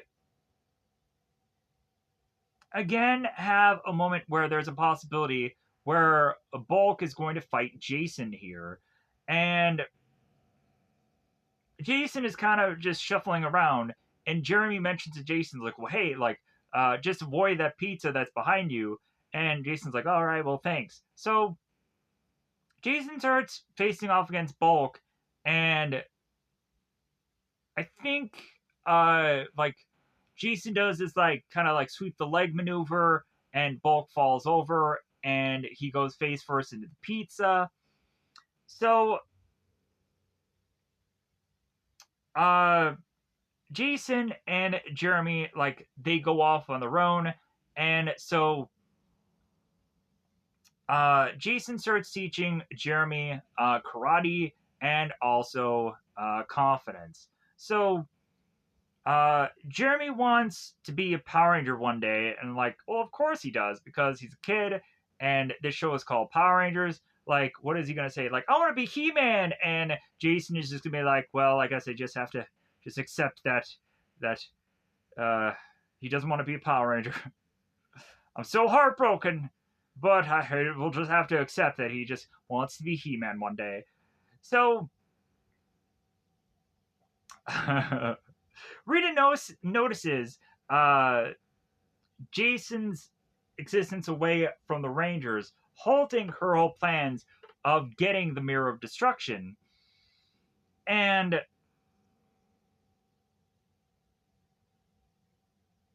calls, of course, the putties to go after and attack Jason. So Jason and Jeremy face off against the putties, and this then leads afterwards for Jeremy to go on and find this bottle that is to be while they're fishing, bizarrely. So this bottle has this map inside of it, and you would think that, like, Jeremy would not go on his own and just find whatever this uh, treasure is to be all on his own, right? No, that's what he goes on and, of course, does in this episode. So, Rita is to realize that Jeremy has the map to find the Mirror of Destruction.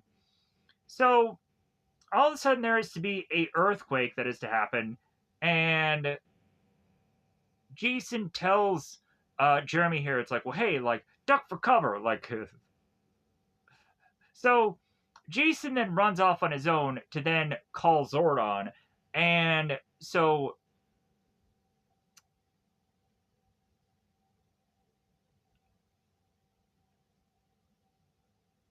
or I think the opposite way around. Zordon calls Jason to, like, to alert him of the danger. So Jeremy then decides to open this map and look at it. Uh, so oh, also, if I haven't said before, because I don't know if I did, because this was like a whole day ago when I talked about this. This Rockstar monster in this episode, best looking one, I feel, out of all these episodes. In all honesty, like, I didn't really think about any of the other monsters, because also the Frankenstein monster, that's just like, come on. Um, Again, Mutitis kind of reminded me of like the Attack of Titan kind of monster. And that was kind of cool looking. But like, I think the Rockstar one is pretty cool. And then also, like, when the Rockstar is fighting the Power Rangers and he like dunks them in the pool. Like, I thought that was kind of a cool scene where you have uh the monster, and he like has these rangers with these rocks that are on their chest, and then they're in the pool. Like, but bizarrely, they're like floating. So, uh, Rita sends Scorpina to get the mirror, and also the rock star is also sent to put rocks on top of Jason's body, having him just be stuck there. So Jason tells his cousin Jeremy to run and to just kind of keep the map with him. So I think this is where Zordon ends up calling the rest of the Rangers to let them be aware of what's going on with Jason. So the Rangers now have to teleport to get to Jason, and they end up removing the rocks. And like, okay, like the next task is they need to find Jeremy. So Zordon calls the Rangers uh, while they look for Jeremy uh, to let them know that both Scorpina and Rockstar are at this beach club, which again I thought was pretty cool. Uh, so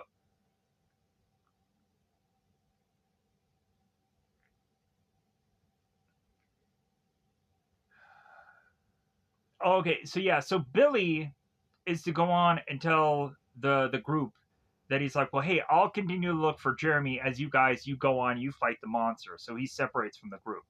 So here is where, like I said, the rock star ends up kind of taking these rocks and like he attaches them onto the Rangers' tummies, and then they get like chucked into this pool, and they're supposed to sink, but they don't sink; they're floating. Uh, so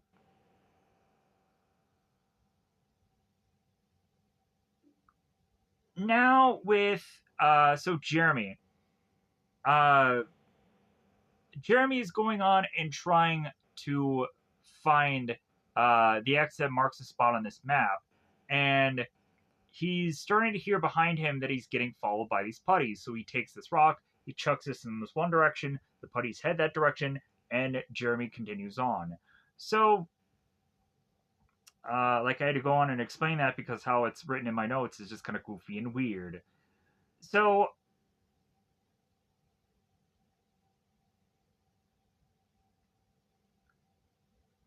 Jeremy goes on to then finally find where this mirror of destruction is, and so the putties end up arriving, and then also the monster Rockstar arrives, and so Jeremy's now forced to then use this mirror against the putties and monster. So Jeremy opens this mirror up and he uses it against the putties, and the putties just kind of Thanos snap away. And then also when the rock star appears, Jeremy's like, so again, Jeremy opens up this mirror, and then the rock star just dies. I'm like, wait a minute, like that was unexpected. Wow. All right. So that was actually a really cool idea to just kind of deliver something that was unexpected. So,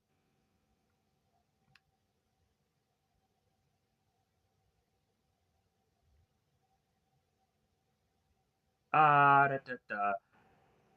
So at one point, like with the mirror, I think that Kimberly held it briefly, and then Scorpina did. There was like a whole hot potato thing going on, and Rita goes on and makes Scorpina grow, and of course we have the Zords that are being called because again, put our hands up because Zords. So the Zords end up forming into the Megazord. Scorpina opens up the mirror, but weirdly, I guess if you don't look directly into the mirror, you then will not get destroyed. I don't know how that just bizarrely works now.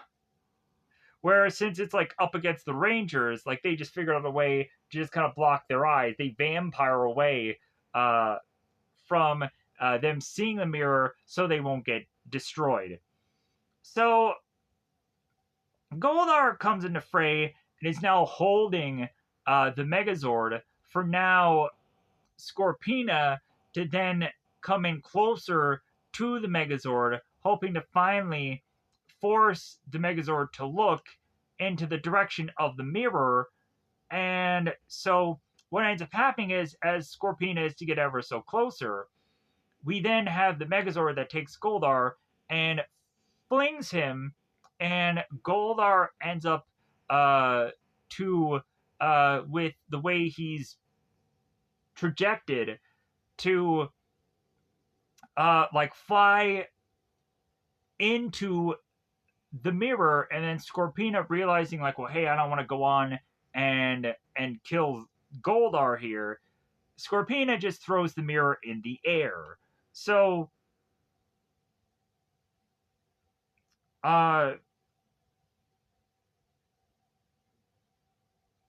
once that happens, we then have the Dino Megazord that calls for the power sword, or and destroys the mirror. So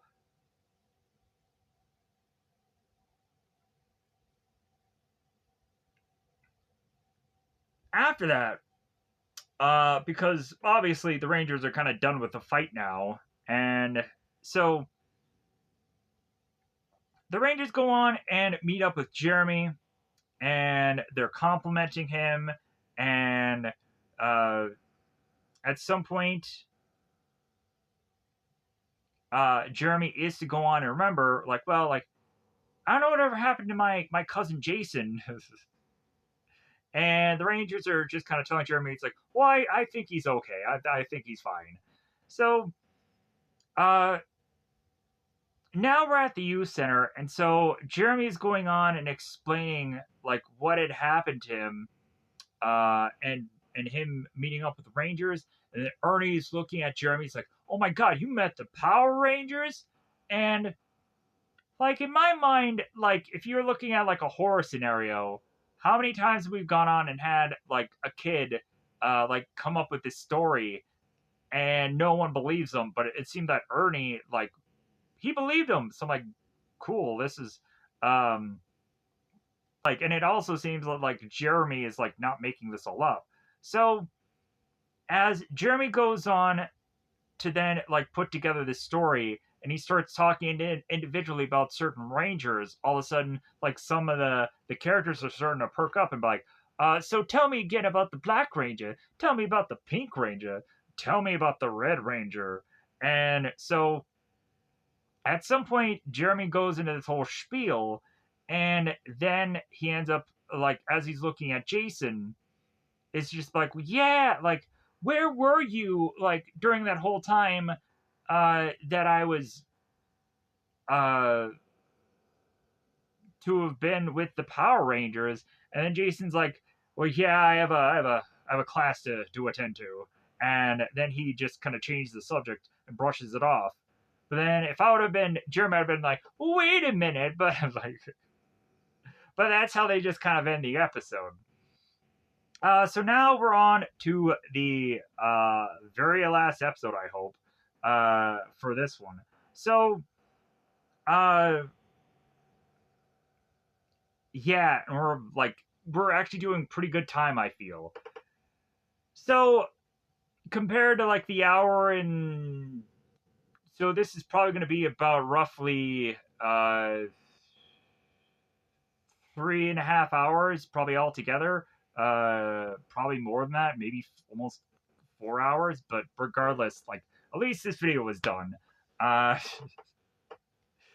thank goodness, because again, there's 2 hours of my life that I'm not gonna get back.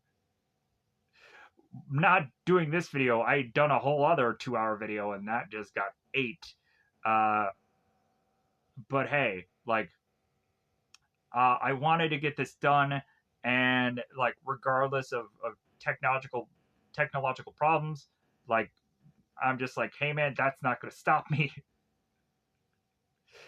So, going into this last episode, which of course is Calamity Kimberly. And I was thinking bizarrely that this was like going to be like a Western episode. And I remember the evil Green Ranger coming back on Mighty Morphin, and remembering that was like a Western uh, themed story arc. Was that a couple of parter? I'm not sure. Um, but regardless of how bizarre that bit of episodes are, like that story was really fun. I liked that with the whole demon thing and the Rangers being sent off back into time, and yeah, there's some interesting things going on in there. So Kimberly wakes up to her alarm clock pouting. I don't want to get up. So Kimberly then gets up and is to start to comb her hair, and like her comb ends up getting stuck in her hair, and she's like, God, like.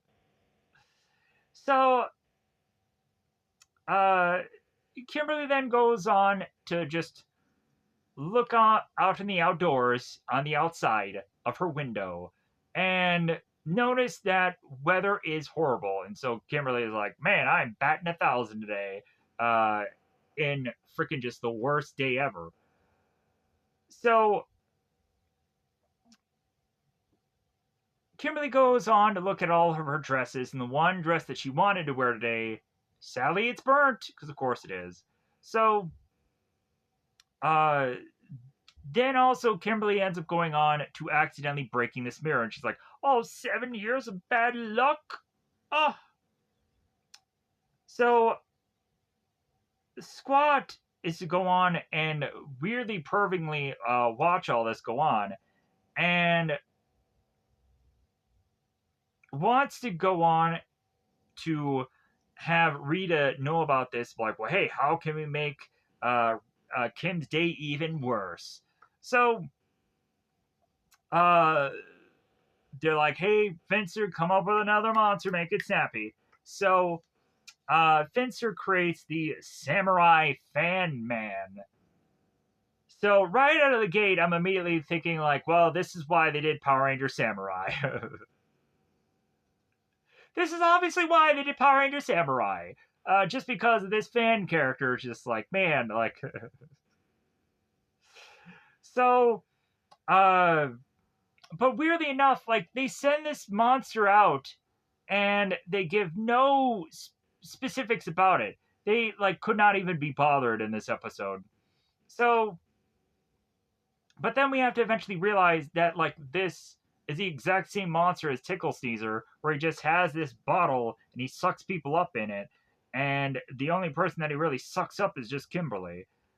So, Kimberly makes her way to school, and her umbrella was to be completely annihilated. And so Kim makes her way to her locker, and then so Tommy enters. And how is Tommy gonna fix Kimberly's unlucky day? We will have to figure that out. So, uh, Kim is going on, and so she starts talking to Tommy, and she's saying about some teacher that she's gonna need to go on and hand these pepperoni plans to. But the only problem with these plans is because of the weather, like they're destroyed. And so she's like, man, like there's no way that this teacher is gonna make any of this out. And so Bulk and Skull enter, and so both Bulk and Skull are going on and making these wash your hair jokes. As Skull is saying, it's like, well, hey, um, like you canceled our date because you were too busy washing your hair, ha ha ha. And Kimberly looks at Skull, it's like, we weren't on a date. And Bulk is just like, uh, ends up making another wash your hair joke. So what ends up happening is that Tommy ends up getting upset with Bulk, and Bulk is looking at Tommy. It's like, well, are you gonna make something of it? And so Tommy off in the distance is to see that this custodian has this like mop bucket, and it fell over. So all this water is starting to pour out. So Tommy then goes on and is to take Bulk, and Bulk starts to just slide through this hallway and smashes into this custodial mop bucket. So, because I had to say custodial mop bucket, if you guys don't know what that really is, like it's this yellow looking thing that you would go on and see in any normal facility. Because I can't just say mop bucket, and people probably figure out what that means anyways, because it's a mop bucket that has wheels on it that also has like a number of other things that are just kind of attached to it. But if anyways, I'm getting far into the weeds about this because I knew I'd have to go on and explain that way too far goddamn long because I'm just that kind of person. Anyways, so uh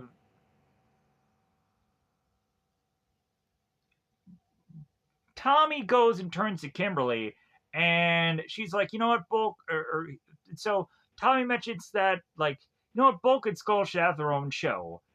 Coincidentally enough, Bulk and Skull did have their own show. They had a pilot that never aired, and that was actually cool. The only thing is, like, Bulk did go on and like did talk about it and said, like, well, like we did uh have a possibility of a spin-off, but like when we realized we started to put the show together, like without us and the Rangers to kind of bounce back off of, like it just clearly doesn't work.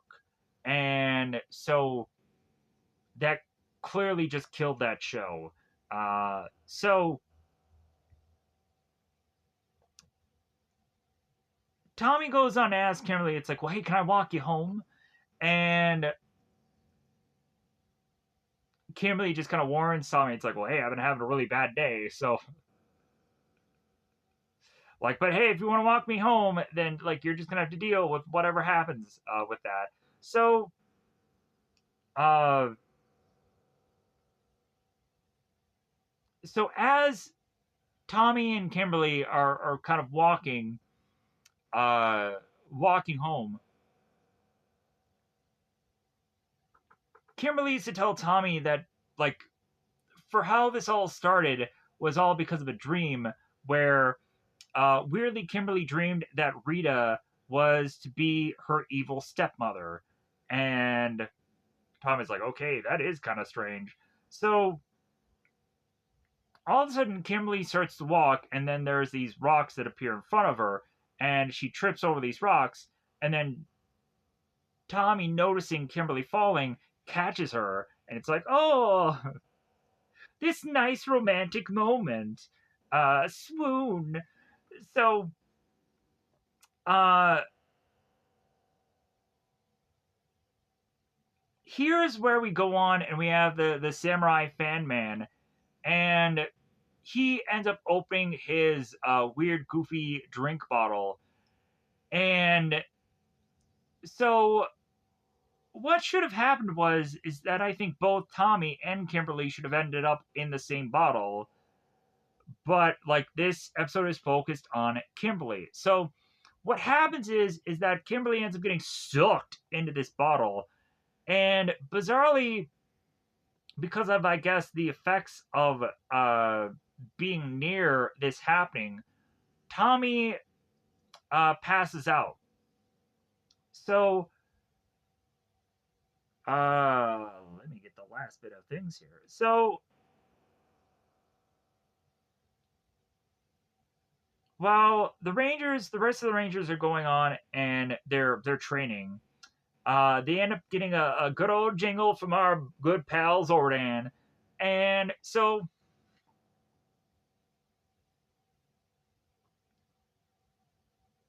Jason asks for Tommy as they get teleported. So uh,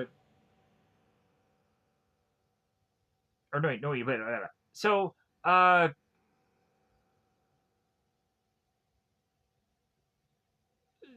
blah, blah, blah. So the Rangers are training. They end up getting called by Zordon. They make their way to the command center. Let's correct myself.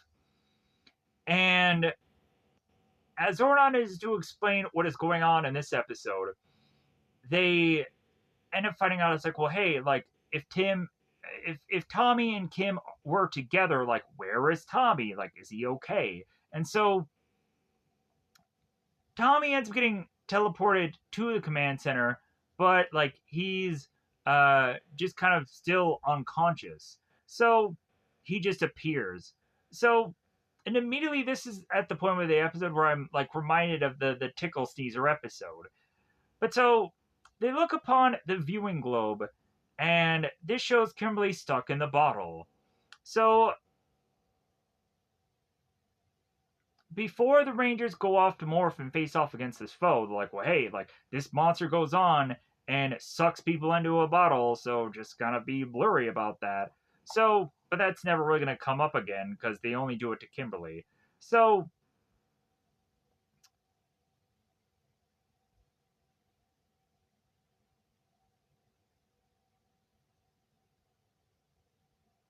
as the Rangers go on and face off against the Samurai Fan Man,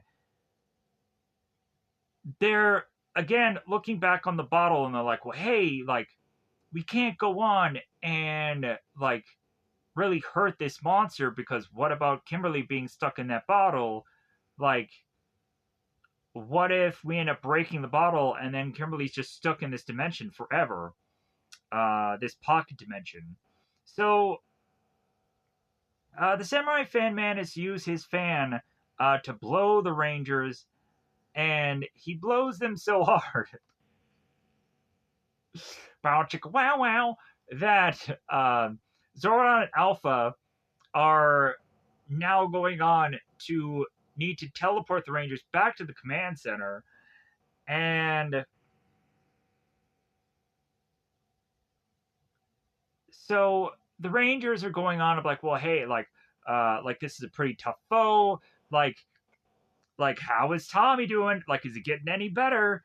And they're just like, well, no, like he's still unconscious. So the funny thing of this part is, so uh really like for everything that they start asking for, because they don't really need Tommy. They just need his Dragon Zord. They need him to just be on the field because it's an extra Ranger. Like, and also when Zach is to look right at Tommy, noticing that he's still unconscious, like Tommy still hasn't gotten better. I thought that was funny because I'm just like, wait a minute, like Zach, you are a hole, like obviously, like you looked at Tommy and he's unconscious. So just saying it's like, well, Tommy still hasn't gotten better yet. Like you just looked at him a second ago. Of course he's not better. He's unconscious.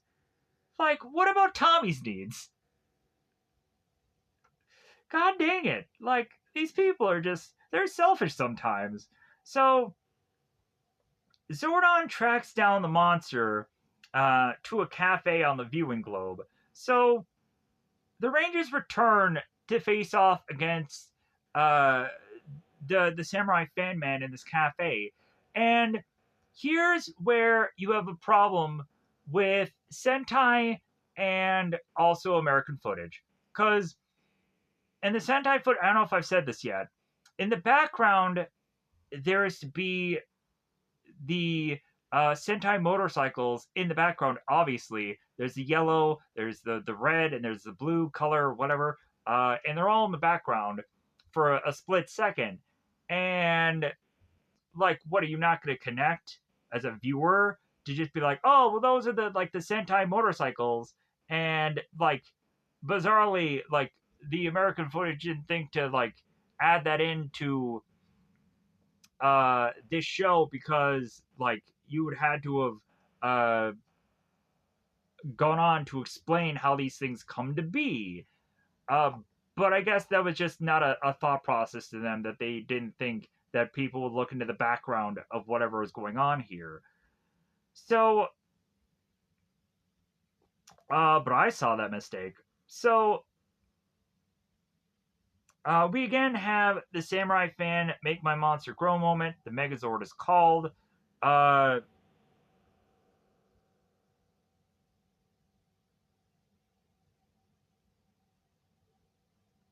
the Triceratops and the saber-toothed tiger, they end up using also like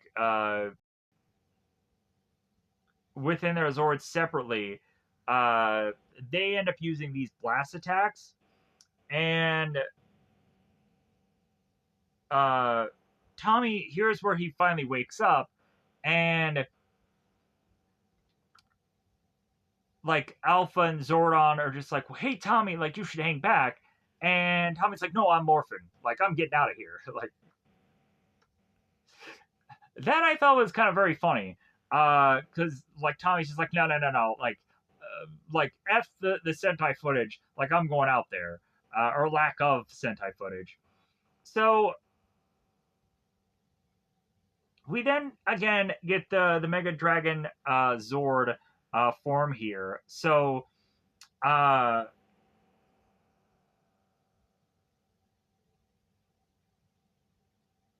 they go on to also fight Goldar, and so here is where they use again the staff of the Mega Dragon Zord, and so when they go on and they use this ends up breaking the bottle, and that frees Kimberly. But oddly enough, when Kimberly is in this segment, like, and she calls for her Zord, I'm like, that's not Kimberly's voice. Like, unless it was weirdly um, just like Kimberly maybe throughout this episode was like shouting so much so that it like just destroyed her voice, and maybe that's why it sounded different. But I'm like, that doesn't sound like Kimberly. That sounds like somebody else. So Jason calls for the power sword.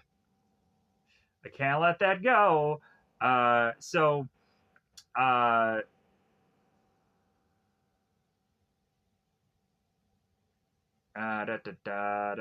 So uh, where is the rest of the notes? So let me pause here for just 1 second.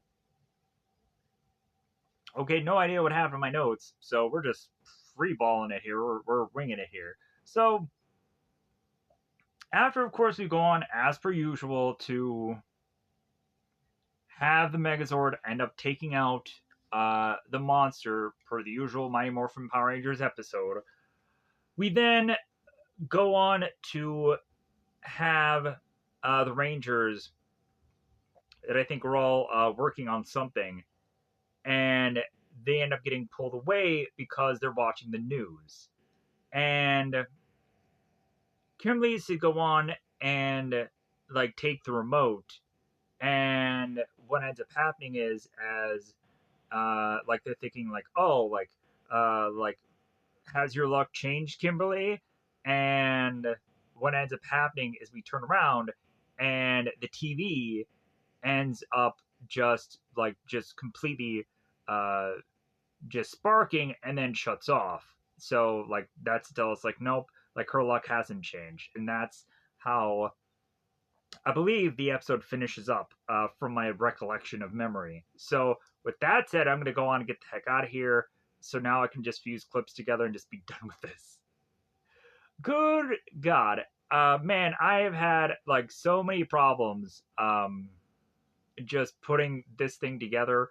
But it's whatever. Like I definitely want to go on and continue this, and then also know that the next 10 episodes are going to be really something to behold. More than likely, I may go on again to probably do the 5 episodes as a two-parter.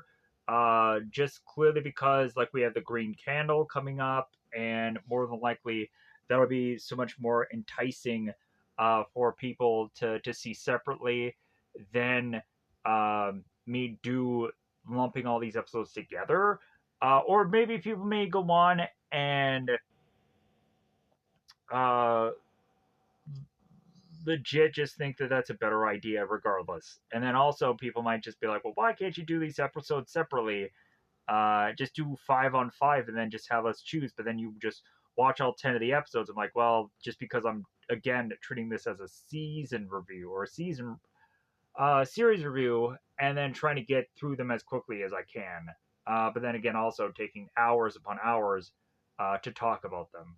But with that said, I'm gonna get my butt out of here so I can go on and do other things.